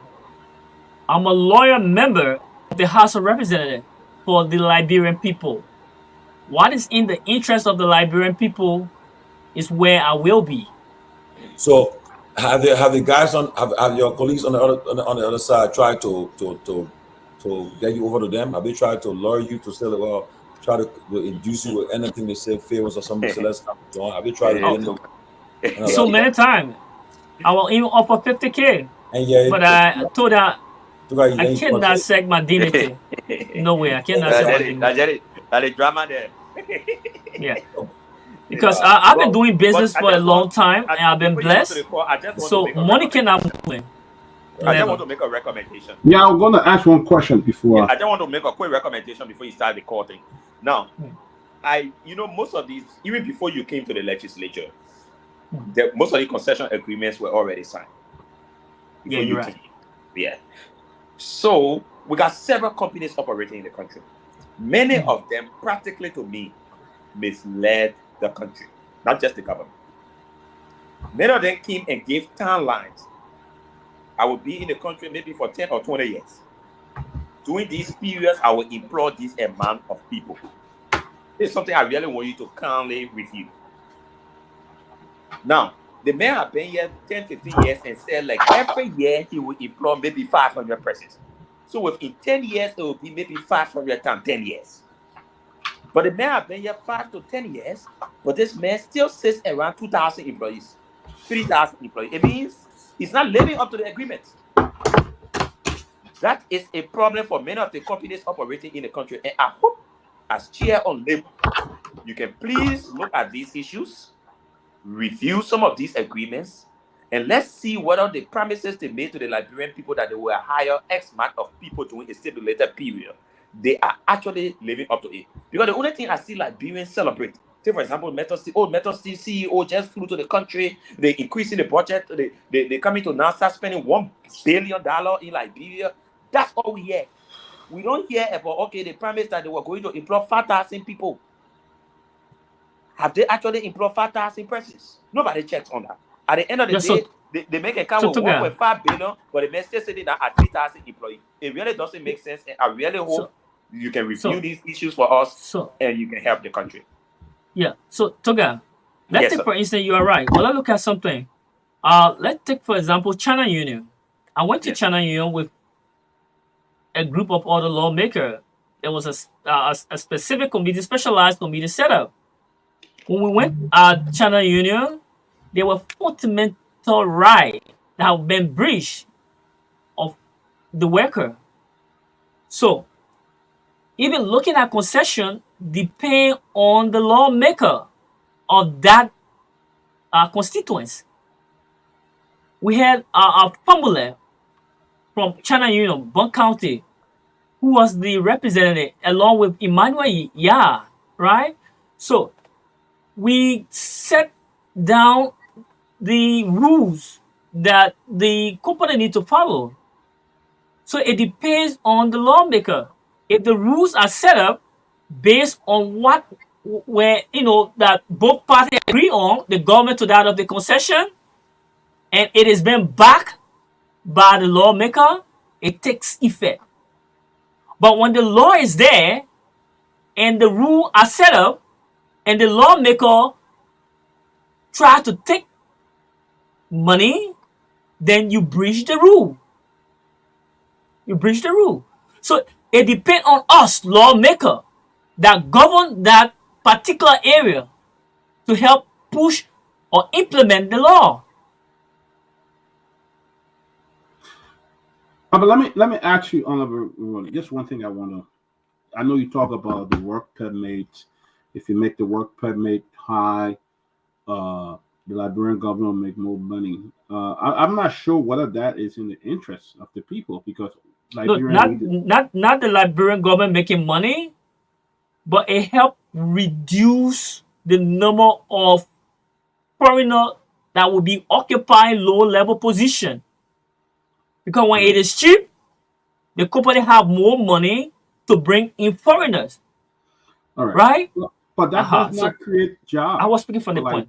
It does not give Liberian the job that they need. I mean, you said it right here. That if you go to Boulevard Palace, everybody there who is a manager is a Lebanese or somebody else. You don't see Liberians in any role like that. And those are positions that Liberians should be occupying. You go to Rabat International Airport, you go to the business lounge, it's run by foreigners. Liberians don't even play a role. I mean, Liberia have good caterers, very good caterers, very great people who could run that lodge.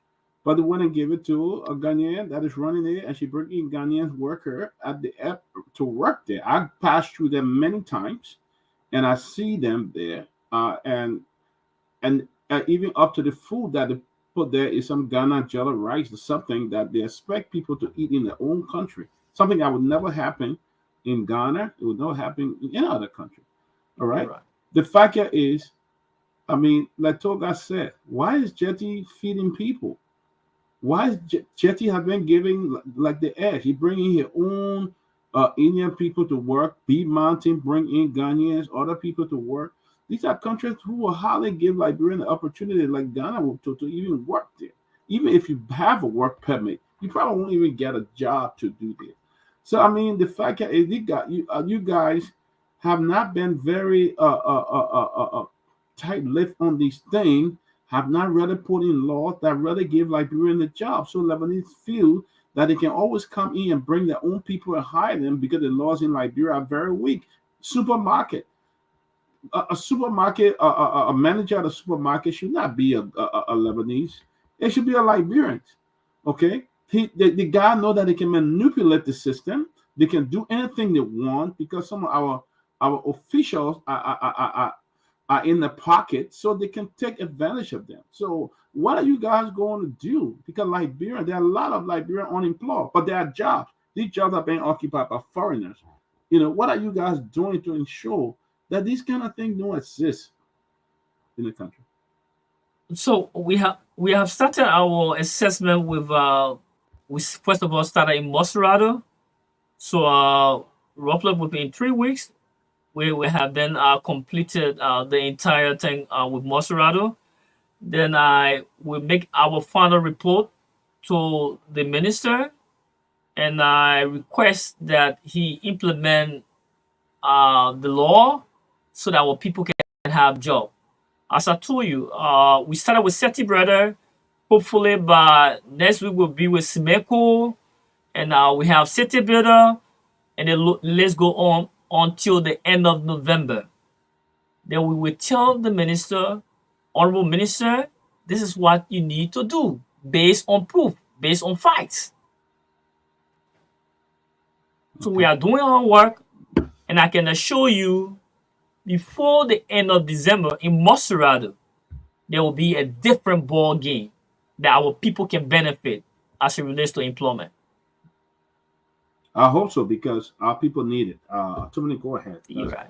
Yeah, you guys, that takes some call. Let him honorable interact with the public a little bit. At least before we let him go. Honorable, I want to say thank you, Honorable Moloba, for coming to going to the studio, especially this time of the night, and to be out there. I want to say thank you. Really appreciate you coming, and we look forward to you in the future when all of this Walhalla is over, so we can discuss about the other issues, you know. But is this your first term? Yeah, with the closing argument, this is my first time, Oh, but your I've been first on time in the other house. shows. Yeah, I mean, in the house. Your first time in this the is my house. first time. Yeah, my first time. Yeah, you're right. Okay. So prior to coming to the legislature, what were you in business? You said you're in business. Yeah, business, and I had to complete my studies. Yeah. Good. Henry, Ansu, you take some calls. You can call us on 0777 285 961 0777 285 961 plus 231 777 285 961. I had the numbers for you to call and talk to Representative Mobile this he is in studio on the closing argument. Good evening. No, you can't treat all of that, AB. You got to walk away from your monitor, please. Hello? Yeah, go ahead. Yeah, so my name is Abraham D. Caillou, and I do join you for electoral edition Madrid besides Puebla Block C. You are live? Yeah, I want to thank my honorable lawmaker, Honorable Smoking Morba, for his stellar deliberations when it comes to exposing ills in the Philippine National Legislature. And I want to tell him that it was never a mistake for the poor there in Madrid to vote for him, because he's one person who always preach integrity, he's one person who preach accountability and trustworthiness. So we want to say thank you, Honorable Morba. The Liberian people are with you. You have our support. Continue to be consistent and persistent in your advocacy. You have our revolutionary salute. Thank you, sir. You're welcome. Good evening. Good evening. Go ahead, sir. My name is Bishop Kai Flomo, and I call you from Monrovia. You are live. Let me take this time to say good evening to our honorable lawmaker. Here is the issue concerning this speaker removal. I think the quote-unquote majority black is in error, and because as a person who also worked at the national legislature, why would you want to remove this speaker that is bringing a whole lot of positive reform to the first branch of government? As we speak today, this speaker supports an Atimas budget and a cash-based budget. As we speak today, under this speaker, you have us going to the bathroom and just pressing the button instead of taking buckets. As we speak today, we have this speaker who is pushing in the 2025 budget to ensure that there are buses available for staffers. As we speak today, we have this speaker that is pushing for 100% restoration of gas coupon for staffers of the executive legislature. As we speak today, we have a speaker who is also pushing for increment in staffer salary. As we speak today, we have a speaker who has opened up the legislature to the extent that even Oyeke Koruba voice can be heard. Is that speaker you want to remove? I mean, they are in error, and they need to come to work together, work alone with this speaker, and tap on his wisdom, and they'll push our country forward. All right, that's a good. It will push our country forward. Hello. It's not good for us, so that sounds not good for us. Yeah, go ahead. Yeah, my name is Afako. I'm calling you from SD. You're alive. Okay, I want to say honorable issue. Thank you very much for your information. Mm-hmm. And I want to, according to him, before this will force me because our people are really suffering. Go to people for me. See how the Liberia people treat our people. See how the Liberia treat our people. Go to people. And you know that when you leave Liberia people, the Indian people are the poor. They are really suffering. If you don't go to work 2 days, they're calling for the money. If you get different. Okay. Okay. All right. I got one caller. I got a caller. Okay. Go ahead, caller. Let's see that caller, Tamari. Go ahead. All right. Go ahead. Go ahead. All right. My name is. Yeah, my name is Desmond Finley. I'm calling from Australia. I just wanted to ask the representative in the hall. He was talking about when the last comment he was making about let me turn my TV down. Sorry. He was asking about in 3 months by December things will be different in Monrovia. Is he just focusing on Monrovia, or he wants something to implement as far as jobs across the country, or something that will be permanent, or just be restricted to his district? Because I think that's very selective and very tunnel vision, not focusing on the big picture and overall the country as a whole. Okay. Okay. All right. And then, can we got this one time? Do you have a caller? No, go ahead. Go ahead. Hello, go ahead, caller.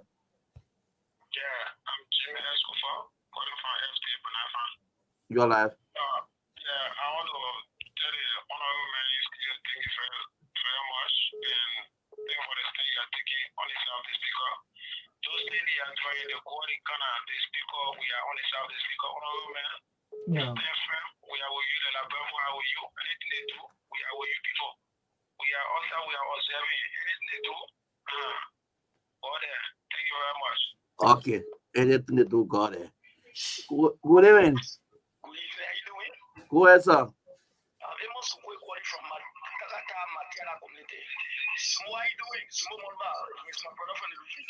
Oh, number 5. Walk away from the north now. Listen to the back of the north. I know you stay for the cause. You know how we fight in the church. Yeah. You stay for the cause, and the speaker, we started support the speaker. For me, I support the speaker. For you, I support the speaker. Yeah, let the speaker stay there. Don't join nobody. I want to move the speaker from there. Thank you, my brother. Thank you. You're welcome. Honorable Popular. Man, Popular. So the feel record for the mail. Yes, sir. So the guy Popular. And the man from the PNC Burner. Okay. Oh, he represents who? District 3 that way. Yeah, you know, Burner. What District 3 is. I know. Vocational school, other stuff, or you finish. Even the vocational school now will go to finish. They can't even tell us, oh, you're going to the other company to where you go so XYZ. So it's just the educational system in the country for us now. And this present movement is just a waste. Because we go there and then we go to vocational school, sometimes go to LU, get all your degree whatsoever, and then we pass there, right? Some of us, you see all riding motorball, we'll say I want to come back. Then what the hell we going to school, we say we'll learn here, and then probably don't know whatsoever, for example, not to enjoy when you go there. With all your knowledge, with all your documents you have, but if you don't have 200 US to travel assistance, you will not go there. Then what the hell we learning in the group for now? Okay. So I mean, Okay.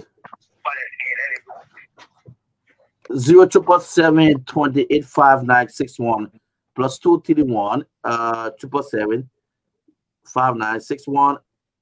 Let's say go ahead. hello. Yes, sir. This is Wellington from Bowman County. Bowman County, let's hear you. Yeah, we having I would like for the honorable to somehow tell the people to do some advertisement of a job vacancy. Adam, do you have any? Yes. There should be a advertisement of job vacancy. Where now? Because institution that we need some workers, but it is not done. Okay. A graduate of no vocational school or colleges, they are just roaming in the street. Okay. And they are not getting any information from some construction area. Okay, my brother. When something is advertised, you can go for what you are doing. Okay, my brother. So you all make it easy. Say, we have what is man. Hello. Hello. Let's hear you. Yeah. This is Jay Market Battle calling from District 4. Yeah, I want to tell the honorable man thank you for his work for the two of them. And then, I've been wishing to meet him, but no time.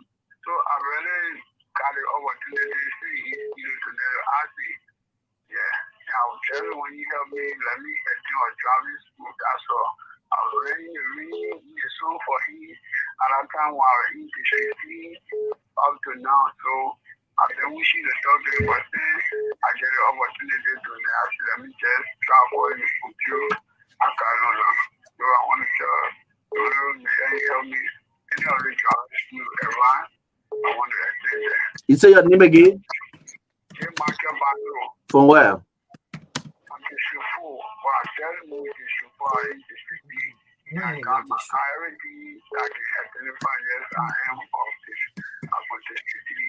Okay. All right. The only people here, people taking note too, yeah? The main office taking note. Plus 231 777 5961. Let's say you go ahead. You're alive.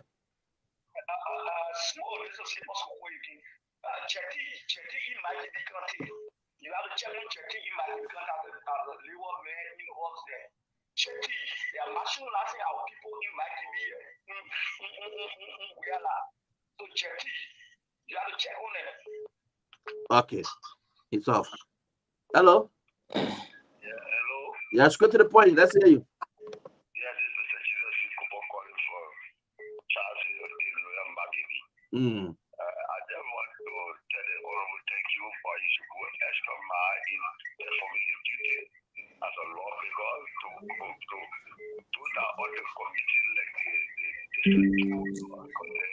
that is glad to on the level commissioner there was in the federal counties let it change there where you stay 1 year and win for them but when it stays somewhere for law is compromise another thing that is not in the interest of the citizen. So I want to thank you, lady, Lord, and be serious about it. Okay. Okay. The next caller, you're alive. Yeah, thank you very much. The name is Torgbean, and I call from District Team of the Radical County. I would like to say thank you for smoking more with SOZ and keep being standing for integrity and good governance for the people of Liberia. The people of DDT are following closely and we want you to keep progressing in terms of positivity as a leader of this in the country. Allah. Thank you very much. You're welcome and thanks for calling. The honorable popular, the man from our district calling about the man. What? I think you don't be careful. Joe. 077 285 plus 231.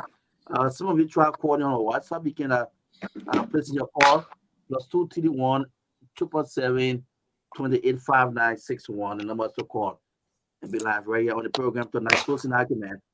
We have district number 3, Monserrate County, Representative Honorable. That take 2 more calls. The honorable got to go on. That it's today Friday. That take 2 more calls so we can let him get a parting comments. Okay. Okay. Yeah. So I think we can just roll with it. Okay. Right. I think honorable can just just answer the go questions that the callers ask, and then he can do his parting comments. And if nobody have questions for him, the parting comments. I think honorable Smallbite is all to you. Yeah, I almost asked you guys because I'm the war crime man. I shouldn't be here at this time of the night. Well, I know when you. There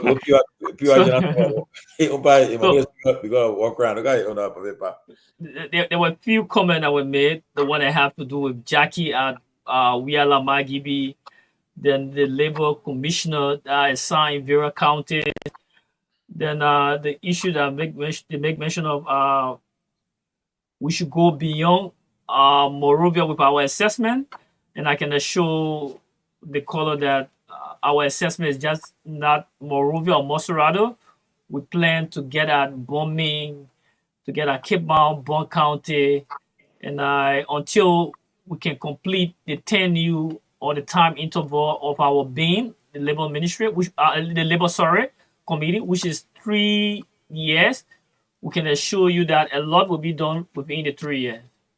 So to the listener audience, our people, I would like to say that thanks for the night that we were able to share idea and discuss our national issue. And to our colleagues, I would like to say, let us follow due process. We all may have our differences, but the interest is about the Liberian people and not individual interests. So let's put the Liberian people first, and after which all other things can be discussed during our common ground, our common setting. Thank you, and God bless you. Sumo Morba, I want to say thank you on behalf of the closing argument. I think, from what I'm getting, the feedbacks I'm getting here, I think people admire you, and you have a lot of support out there because even the calls, not even from your district, people from other districts are calling, and from around the country to commend you. And my prayer is that you guys should ensure that stability return to the capital so that the people business can be done. And I would love to see next week the speaker with his gavel and conducting session, and so things can move on because it affecting every one of us indirectly or directly. So, and rest assured that our platform is open to you anytime. You're always welcome to come and engage the Liberian people. Thank you so much, and God bless you. Thank you. Thank you. Wow, Togar. Well, yeah. I know you're a veteran journalist. You've been covering the Capitol, our House and the Senate for many years, and so I think you were there when snow thing happened. Tyler, that you were there for all this time. The Jallah was already up, but I was there. Nyenwolo's time. Nyenwolo, how about Kabina Jenna? You were there too? No, I was already out. So yeah, so you understand the politics. I was there for the snow. I was there for Nyenwolo, especially the Nyenwolo. That crisis was so hectic. Nyenwolo pro tem, right? Yes. You remove? Yeah. Oh. Nyenwolo, it was tough. Who replaced him? I think it was after Nyenwolo's stuff that the late Cletus Watterson election was held. Then he defeated Finlay. Then Finlay, when Cletus left, Finlay and Guar Howard Taylor also competed. Finlay defeated Guar Howard Taylor with 1 vote as pro tem. Yeah, it was after that removal. But when Nyenwolo was removed, I think a guy was acting pro tem in the same heat of the situation. Like the way you see Guar, for example, presiding, you had a later he came from Bomi County, Laha Baba Lasana. He was acting president pro tem at the time, and he ran the Senate. In fact, the guy was acting to the point that Nyenwolo was still pro tem, or embattled pro tem, but the acting protein were already going into Nyenwolo's budget. I remember he bought a Ford Explorer and all other Nyenwolo's budget that year. Who? They lived at Baba Lasana. Wow. Yeah. That time Ford Explorer was just coming. They went deep into Nyenwolo's budget, took some money out and used it. And Nyenwolo was all over trying to see how he could solve the issue. But Nyenwolo was one of those guys who survived a lot of coup. I could say for that matter. And he survived them using retreats. So it's like the way the situation on now. Normally, Nyenwolo will call for a retreat. Let's go and hang here somewhere. They will take a trip all the town. Sometimes while you are there, the ringleader is taken care of, and the ringleader leaves you in the water, and and the coup is about it. So looking at everything, how do you think this will end? Where is at a crucial stage. The fact that the representative was talking about the whole distrust in the whole what the guy's name deputy speaker thing, that is troubling. All right, because one, the deputy speaker seems not to be fitted in the COFA cycle. So it looks like he's not trusted in the COFA cycle. Whatever he does right now, whether he's on the COFA side all of the time, whether he's always in the session sitting down by COFA, deep down amongst the COFA team members is that he's not one of us. No, but at this point, he for the same party though, and then I think during the week, I'm sure the party has gotten involved. They've been having series of meetings, closed door meeting. Even former president, I think he's involved too directly. And I think I saw a video where he spoke to them in session, both of them. I saw that. Yes, I saw that. One of the problems with the CDC, we all keep hearing about, I think 27 or so that the CDC has. Someone sat with me the other day and was giving me a clearer picture that 27 is not actually loyal to the CDC. And what the person was saying was like, look, the CDC came into being as a coalition. Many of these guys rolled on the CDC ticket, got elected, but they came from other segments of the coalition. So within there, you got MPP lawmakers. Within there, you got LPTP of Tyler. In fact, you even got by extension some PUP guys that are loyal to Nukwe. So when you hear people say Tyler involved in this crisis, when you hear people say Nukwe involved in this crisis, that's how their involvement looks like. There are some people in the legislature there that are still loyal to these guys. Tyler is angry. Tyler has been consistently angry with the CDC, and you know that. So Tyler's black of the LPDP that still consider themselves quote-unquote seditious because they did not contest as LPDP people. They contested as seditious. So they won their party ticket on the CDC ticket. But are they actually seditious? No. They are LPDP partisans. So now, if you in this sort of controversy as a speaker, you need to, whatever differences you have with people like Tyler, you got to reach out to Tyler because there are some people over there that Tyler still controls. There are some people over there that Nukwe still controls. You got to reach out to all these people and they got to talk to the team to bring the team on. So it can't be like when I hear people saying, oh, the CDC people are not supporting their own guys. I know because the CDC was a coalition. Some of these people are not actually seditious.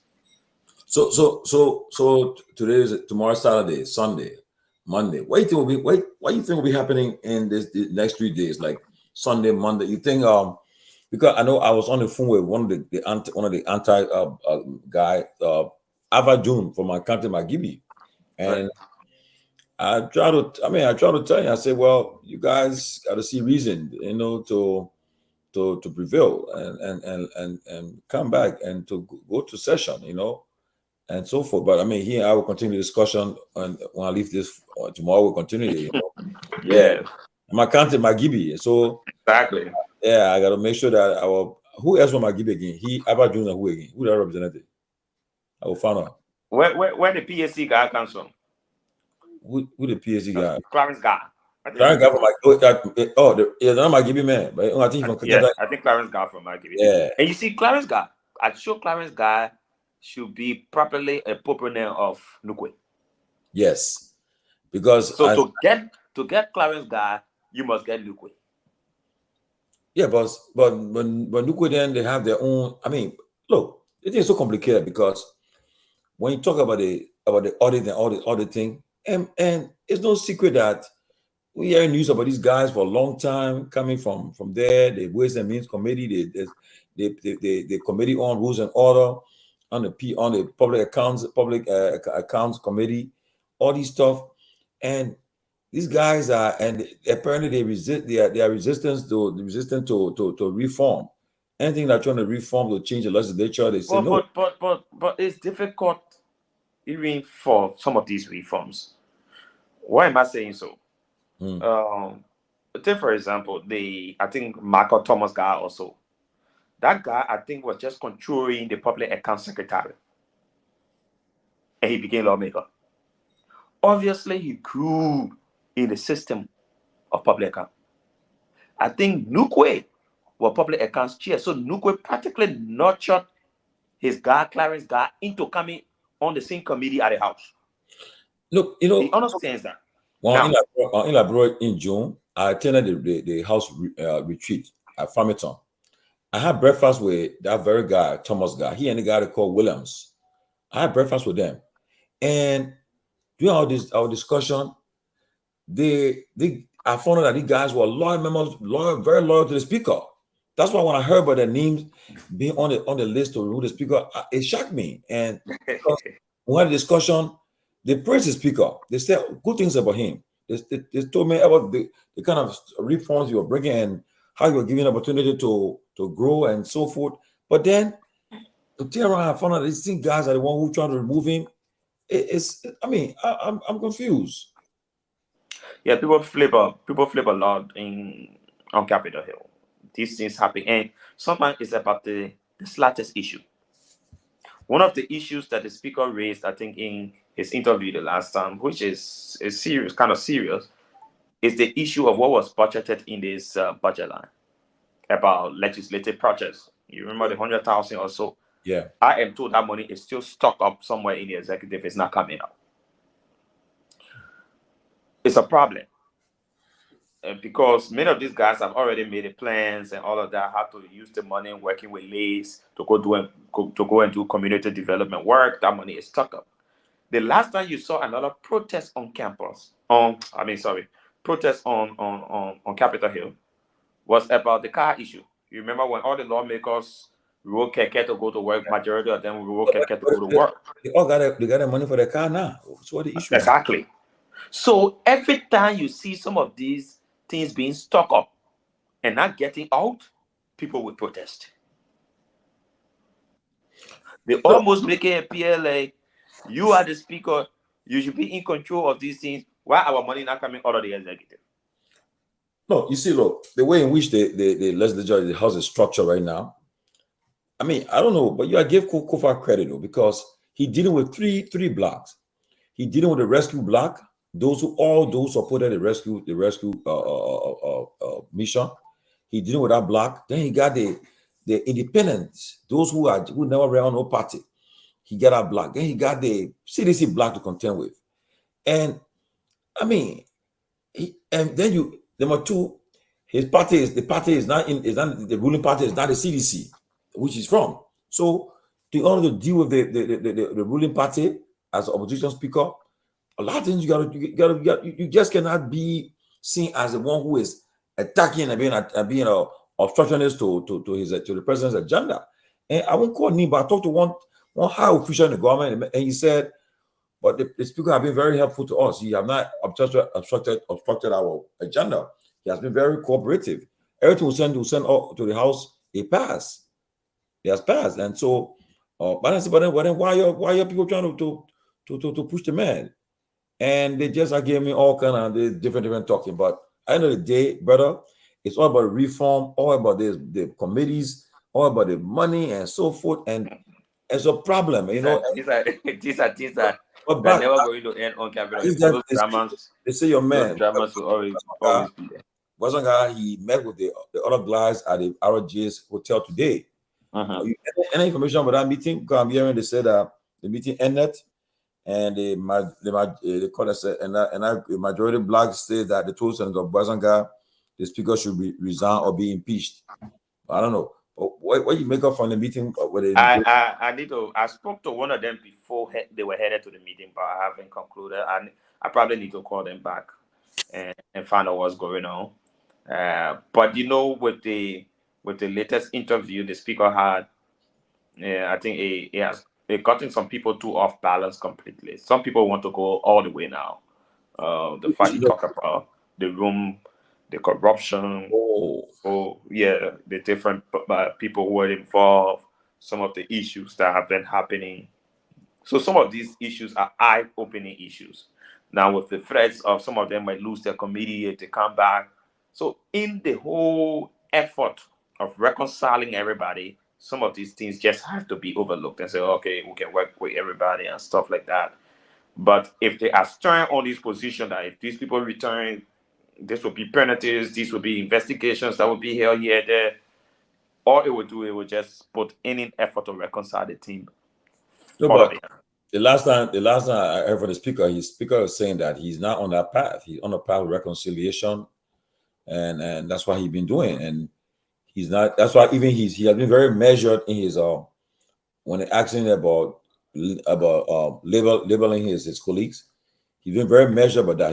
He has not labeled. He just said he's very, very careful with his words.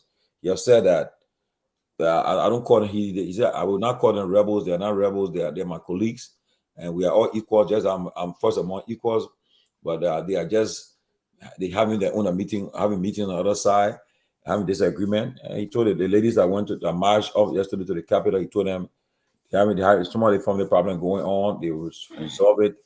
And I think, to be frank with you, I think so far, with the exception of that, the interview he had on Spoon, I would not advise him to go there because he brought a lot of things open up. But I think since then the next day he doubled. He met with all the journalists. Came and he was very effective in that interview with the journalists, and you see him being on a reconciliatory path, and I think that's where he should go. Continue that, and I believe that there are other things happening that is not in the public, and I believe that as they continue to pursue reconciliation and some form of stability, I'm sure in the next 72 hours things will improve. Okay, that's true. What Prince Johnson said about the speaker, what he said today, I listened to him. I haven't listened to that. I think they say it was on one of the radio stations. I will call you later. And you see, these are some of the interplays. So if people like Prince Johnson is consistently saying something about the speaker, he also puts burden on the Nima caucus. He's Guar removing most of the guys from Nima. In elections. Yeah, but so he begins to say these kind of things. People get, he will start to next thing he will start to do will be to intimidate the Nima caucus to tell them to take the lead, and if they don't do, he's going to fight them in the next election. So these kind of interplays will always happen. But I don't know what he spoke about. A lot can happen. Hold on, somebody want to contribute. Let me see. Yeah, go ahead quickly. Yeah, go ahead. Yeah, go ahead. How you doing? Yeah. Listen, the reason I have that question because I did listen to Prince Johnson interview. What did he say? He's in the frame with his speaker situation, and he talk about how the speaker was one of those that tried to sign onto this war crime situation. He mentioned that, and mind you, the Nima Legislative Caucus, they got 9 seats over there. 7 of those guys are bucketed from the NDR. And they are in lockstep with that particular remover, including the Togar and all those guys. One of the things I think Prince Johnson is one of the players in that front. Because it's like he's holding Kofa responsible as one of those behind allowing the war crime code issue to proceed. Now, he forgot to know that this is one of the issues that Waka ran on. And he initiated the order. Kofa didn't go bring it about war crime on the floor of the legislative branch. So for him to be holding Kofa responsible for that, that's one of the things that he mentioned here. So they're trying to do everything, all of those that got some things to play in, they are using their various political bases to intrude into the speaker fight in our prison. It's not just about they've committed a crime, or is geared toward removing him so that someone that will get some kind of sense of financial security or some kind of security for that very position. So that's why I asked that question. Well, you can go in if you get a chance. You try to listen to it because this guy played on his show, Abraham Williams. Okay, I'll try. There was a journalist that he interviewed yesterday, and the guy made it recorded available to him. I would thank you, Abraham. Yeah, I will follow. I will call Prince Johnson tomorrow. I'll ask him. I'll call Pape. I know he will give me an earful tomorrow, but I'll call him tomorrow. Yeah, but Togar, today they say Malu launches his civil society group called Stand. Oh, Stand, yes. I think I watched the video briefly, but so what was all about? Malu has opened a new civil society group, and I think it was fully launching it to the public today. So I told him I metamorphosis into a political. What? And we metamorphosis into a political institution later. So who knows? But I think Malu is being spoken to by a lot of people on political issues. So it's possible, but maybe for now, up to the next 3 or 4 years, that would be. But so, Malu is out for CDC, eh? Yes. Oh, wow. Mm-hmm. Wow. It'll be interesting, though. It'll be interesting because, look, even all the things that are happening right now is all about the 2029, but it's starting too early. We even finished the first year, said it already started. I mean, I don't understand, though. And everybody that involved, most of them they are in 2020, 2029. And some of them pretending, and pretending like that they have no interest, but we know them, man. And but what happened with? So what did rumor about the Senate, the pro tem? You think it's true that the people trying to they go after our sister Yombly too? Mm-hmm. I mean, the Senate, the caliber of people in our Senate alone, you gotta wake up every day from one side of your head. Well, you got straight 3 former speakers in our place. You got former pro tem in our place. You got deputy speaker there. I saw several people in our Senate. There are people that can wake up in the morning and play Maku so easily because they know the drill. Yes, man. That place. What makes it very troubling for Yombly too is that it's not at the House, right? Over there, they are divided. They 30, but just imagine. I think CDC got about how many real senators there? CDC guy, I think CDC the majority, they're mistaken. Yes. You got independent senators, you got a rescue black senator, which is someone then joined the UP. And like you said, all these veterans of the Senate and the House that are all in our place. Yeah, and so I know how Yombly is managing though. But now our best bet is the president. That's why people would tell you, say, oh yeah, the Senate is almost like another branch of the executive and stuff like that. So that's her best bet. She's protected. But I think that ride is just going to go for a year or so. Afterwards, the guys will want their own independent and not be seen in the popular, this is another branch of the executive. They don't want that tag on them. They want, when they pick up and ready for the next election, they want to carry a strong legislature to the next election. They don't want to be going to an election process where everybody will be talking in the Senate, they were ordered, they just hold a set to the executive. They won't carry that tag along. And this is how they have been treated now. This is how the Liberian people see it now. People even see the House of Representatives even a little stronger than the Senate. People just see the Senate as another branch of the executive. So that alone ruins the entire reputation of the Senate. It's like everybody there probably in the Dillon's word, spanless, lack the independence. They just work to the detail of the executive. That's how people see it. Here's the thing, though. 2029, Yombly CDC is up for grab. Somebody she'll be going for re-election or so forth. But now, and also, Dillon is running for re-election. I'm sure he said he's not running, but I know he's running. But for Bassa, so but now Yombly, people are saying she may want to contest for the presidency or the vice presidency. So she have to make a choice. And then number 2, the vice president, who is the president of the Senate, whenever he's in town, he presides over the Senate and so forth. And I don't know whether they are all at ease, which I know they're not. I don't think they're all at ease with each other because they are all for potential and these are some of the troubles that are happening right now in the House of Representatives. I mean, even if people perceive whether it's true or not. I was with Finlay in 2014 when he went for the midterm, and I saw that as one of the key challenges he had.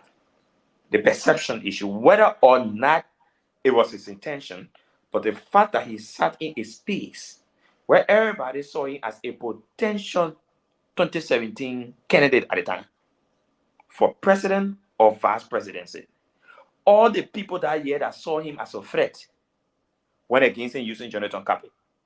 That's why everybody said, oh, you know, it was a giant, and I know they got a need for somebody be giant, and they did it. And Kapi election was close. Of course. Because we campaign with Finlay. Kapi did not even have the resources to effectively campaign. But the resources for Kapi started flowing in the last minute after people did survey and saw him, okay, this is the man we think that when we gave him a little push, he can defeat this guy. And once this guy is defeated, he's lost in the body politics. It means he's no longer a threat for 2017. That's how they went for Finlay. Same thing is happening to Kofa. All this thing is started around power. People think that, look, and I can tell you words on the streets of Monrovia and things are clear that Kofa practically get the population on his side. Oh no. When he speaks, the Liberian people practically admire him. The Liberian people want to listen to him. They see transparency in him, accountability, and so forth. He's a threat. It's about 2029. Everybody that has some interest in 2029 that sees him as a threat now will go and crush him sooner. Because as an ordinary representative, he won't be able to amass and command what he commands now. Then he's over. Then the next thing will be who the next target. So it's going to be a drama all along. So when Kofa is done, they will go for the next person that they see is a potential presidential threat. They say Nyobli Kanga sitting over the Senate yet, then let's crush her. They will keep going like that. They will go to even ministerial roles and see who the minister that is powerful for 2029. Let's get rid of them now. It's not going to end. People just see it about money. They know the money is one aspect, but the power and the potentiality for 2029 is key on these issues that will be happening. So the country is not going to develop anytime soon. Anytime we want drive development, we'll be talking. We'll come into the next 1 month to be talking about removal of speaker. No, we're not removing speaker. 14 days, we're not doing that. 1-2 months, no development will take place. As soon as we finish with that one, we jump to the Senate too. Then another 2-3 months to rock the boat there. That's how the country will be. That's how we will be. It's about power. And this is happening because you practically have a quote-unquote linked up president who has shown clear sign that 2029 are not around here yet.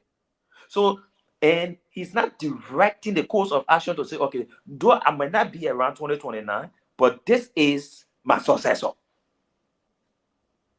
So you should sit in a room of people and start projecting that person. But the president not projecting anybody. Yeah, because so all the people who think that they can count on 2029 or the president will not be me, I can run. Everybody fighting. Show you that the president will be rerunning. He'll be running again for re-election. Exactly, because he's not showing to anybody whether he get injured or not. So it's possible is that one wrong again? You're running. So, but honestly, look, I'll tell you this, right?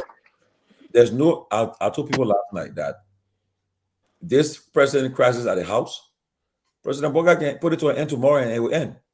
Of course, he wants. Yes. Make no mistake. You saw two President Madam Sali took two speakers down. Oh, yes. And the president can put it to an end because it is affecting his agenda. The Minister of Finance is president in Washington, D.C. He and his deputy, they are here right now. And with the meeting they are here for, they're hearing year 4 about what's happening in Liberia. Okay, they're hearing year 4. And I was told by a former official of government, he said the budget, if what's happening continues, it will affect the payroll because the World Bank will send $40 million towards as direct support to our to help with salaries and things that they do apparently they always do. Okay, and you wouldn't have $40 million. You need $80 million. You need $40 million to come from there. If they would not send that money, where they think that happen, you have they got to have the House got to ratify it and the Senate concur, and they will not money. So the president, except you want to have his hands full where the people start complaining about salaries, they're getting paid and so forth. So I believe the president can end it tomorrow, because if he can say, okay, I can assure you that all members of my rescue block, my UP people, they'll move. Yeah. So those who want to be adamant, who want to be stubborn, is up to them. But once he can convince the few members of the UP to return, and Kofa and his CDC, they can convince the other people from CDC, it will be over. Ghana, all the independents are supporting the removal of Kofa. So independents are in his favor. So, so that's it. When they see him as a potential threat, that would be it. It would be like, don't give him that opportunity. To just get involved, but I mean, the speaker will not ask him to say, "Oh, please come," because it's like I'm calling you. It's almost like you call a smart account in your home to kind of solve your problem. No, but the president can see reasoning. So they were together. So I'm practically sure they talk about it. But the speaker will not come up public and say, "I talked to the president," but it won't happen. But when they actually, I heard the president has met that block and all. That's my understanding. Yeah, I'm told that he did. The president met with them. He sent somebody to them to meet with them all, and I think he met them too. So a lot's going to happen this weekend. I believe they're going to talk. A lot's going to happen this weekend. I'm sure President Weah is working the phone too, talking to some of these guys, and I'm sure by Tuesday we'll look forward to seeing. They have a quorum, because I don't understand. But do you know that some of the people that wrote for the speaker removal, some of them were him. He brought some of them were him on the trip to the US. Some of them were the Agile program. So you are eating and dining with him, man, while you are stabbing him behind you at the place. People, man. It's just troubling, But I pray and hope that they will resolve it. And he asked me, I won't cover to remain as speaker. It will be good for our democracy. I'm in support of him being speaker. Because you don't want to see one party dominate all the branches of government, because sooner or later President Garguah will appoint a new Chief Justice by next year. I think the president, I think she will turn someone next year, and he will appoint a new Chief Justice. So I think the president appoint a new Chief Justice, then they control the speaker position. So that's what I'm saying. It's in the interest of the CDC and some independent lawmakers. If they're serious about the country being having check and balances, they support that, they support the speaker so that he's remain. So that, because and the Kofa is not a difficult guy. All the guys saying, like in the public, I listened to the interview. He gave the guys then a window to operate freely. He put them on committees. He never micromanaged them, and he allowed them to operate. But their own members are the one that are trying to give them problem and bringing it there. But I don't know, but Togar, so today your birthday, eh? No. Oh, I see posting happy birthday, Togar. Really? I saw. The person was saying, "I'll send him happy birthday." No, Yomantro Asieru Menza say happy birthday, Togar. Does not be there? My birthday is November. I'm 11/11. Oh, November 11. That's not good. Not good day for oil. Oh, that's on holiday there, right? No, November 11. That Veteran Day. No, that Veteran Day was a Veteran Day. Yeah, Veteran Day. Yes. So, how's the journey? We're about to start that. I'm proud of you, man. I pray everything go well for you. And what to do, brother? We're starting up soon. Yeah, we're starting up soon. We're settling in. So that means you still come back for you're running 2020 now, right? I don't know yet. Let me see what my school benefit. So they going election that who want to see you're going for? Who want to see? Matthew Joe. So the guy who told the money for it and someone saw that later. You say you want it? One of the spies. So you going by the Kofa, right? You going by the Kofa. But after he ate it back, then he went back. you gotta prove back. But the man said confirmed it. The man said he took the money, but he went back. Finish. He said he went as a spy. He was a Kofa spy on the other side. So he took it. Which party are you from? CDC. Oh, Matthew, you're on CDC? Yeah. Joe from CDC. How about that girl? And Priscilla Carr. She from where? UP. She was the one that got Mo Ali out of the race. Oh, she's not from Liberty Party? Actually, she's from Liberty Party, but she ran on the UP ticket. How about Judy Faculty? Because, you know, at that time, Liberty Party was in crisis. So how about Judy? Mo Ali had announced that he was going to contest. And then they came and they spoke to him and all of that. And how she took the seat. And Mo Ali stepped aside. Oh, okay. What he wasn't going to win. He wasn't going to vote for him.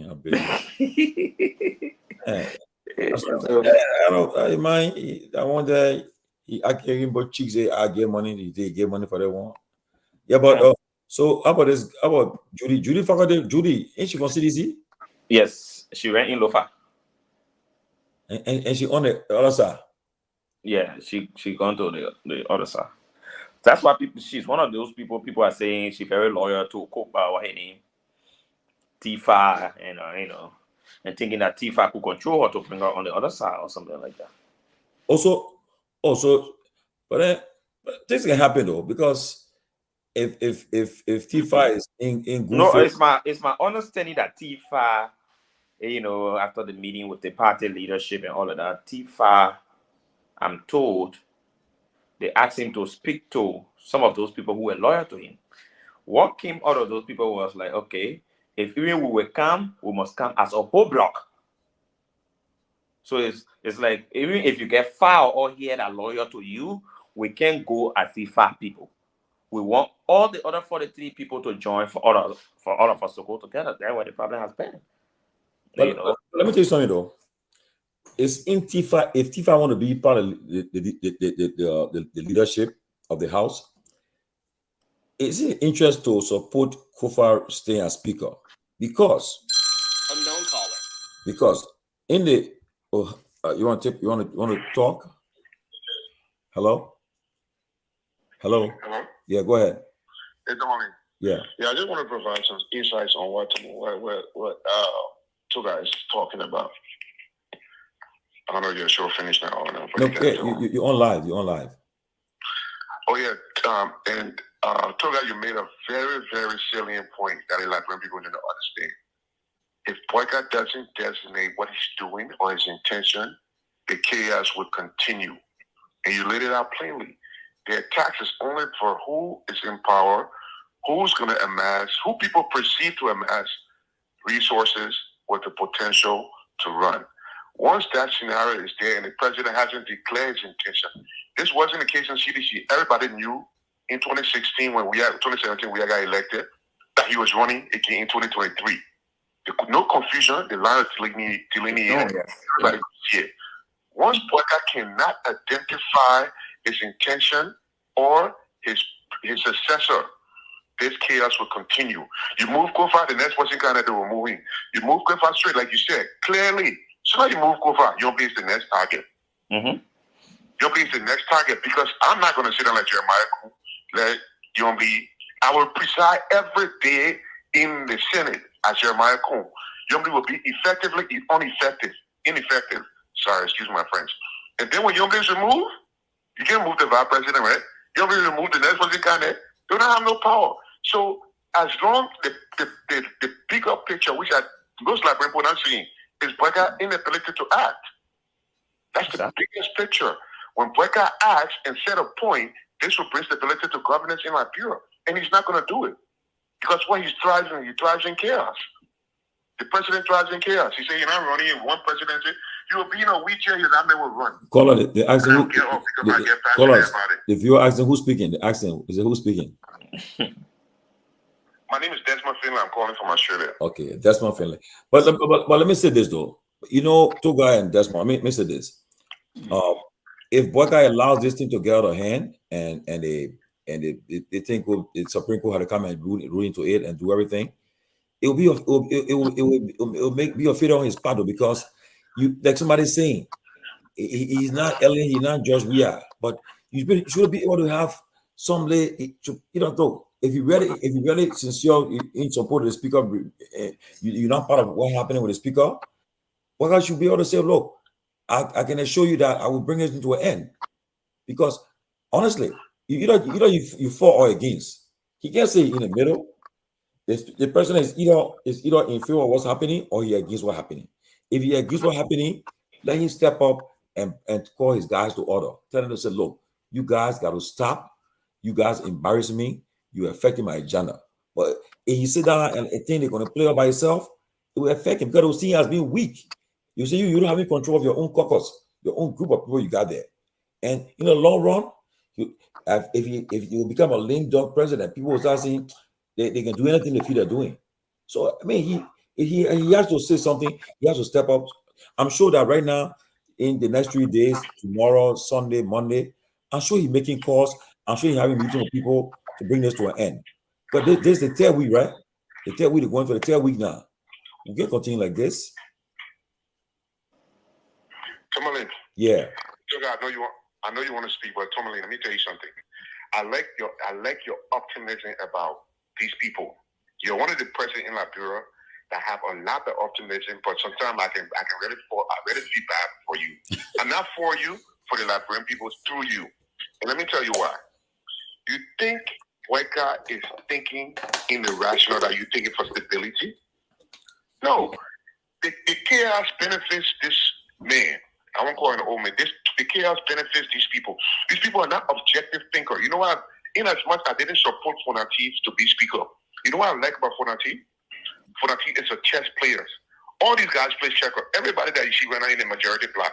The only thing you see, we get what 15,000, we remove Fonati. They haven't played. They haven't thought this thing all the way through to the necessary potential end. None of them think that way. They don't think to the fact that if we remove a speaker today, that the same working group of people will come back to remove the next speaker. No, that's not a thought process. That's not a thought process. The thought process is here, now, and done.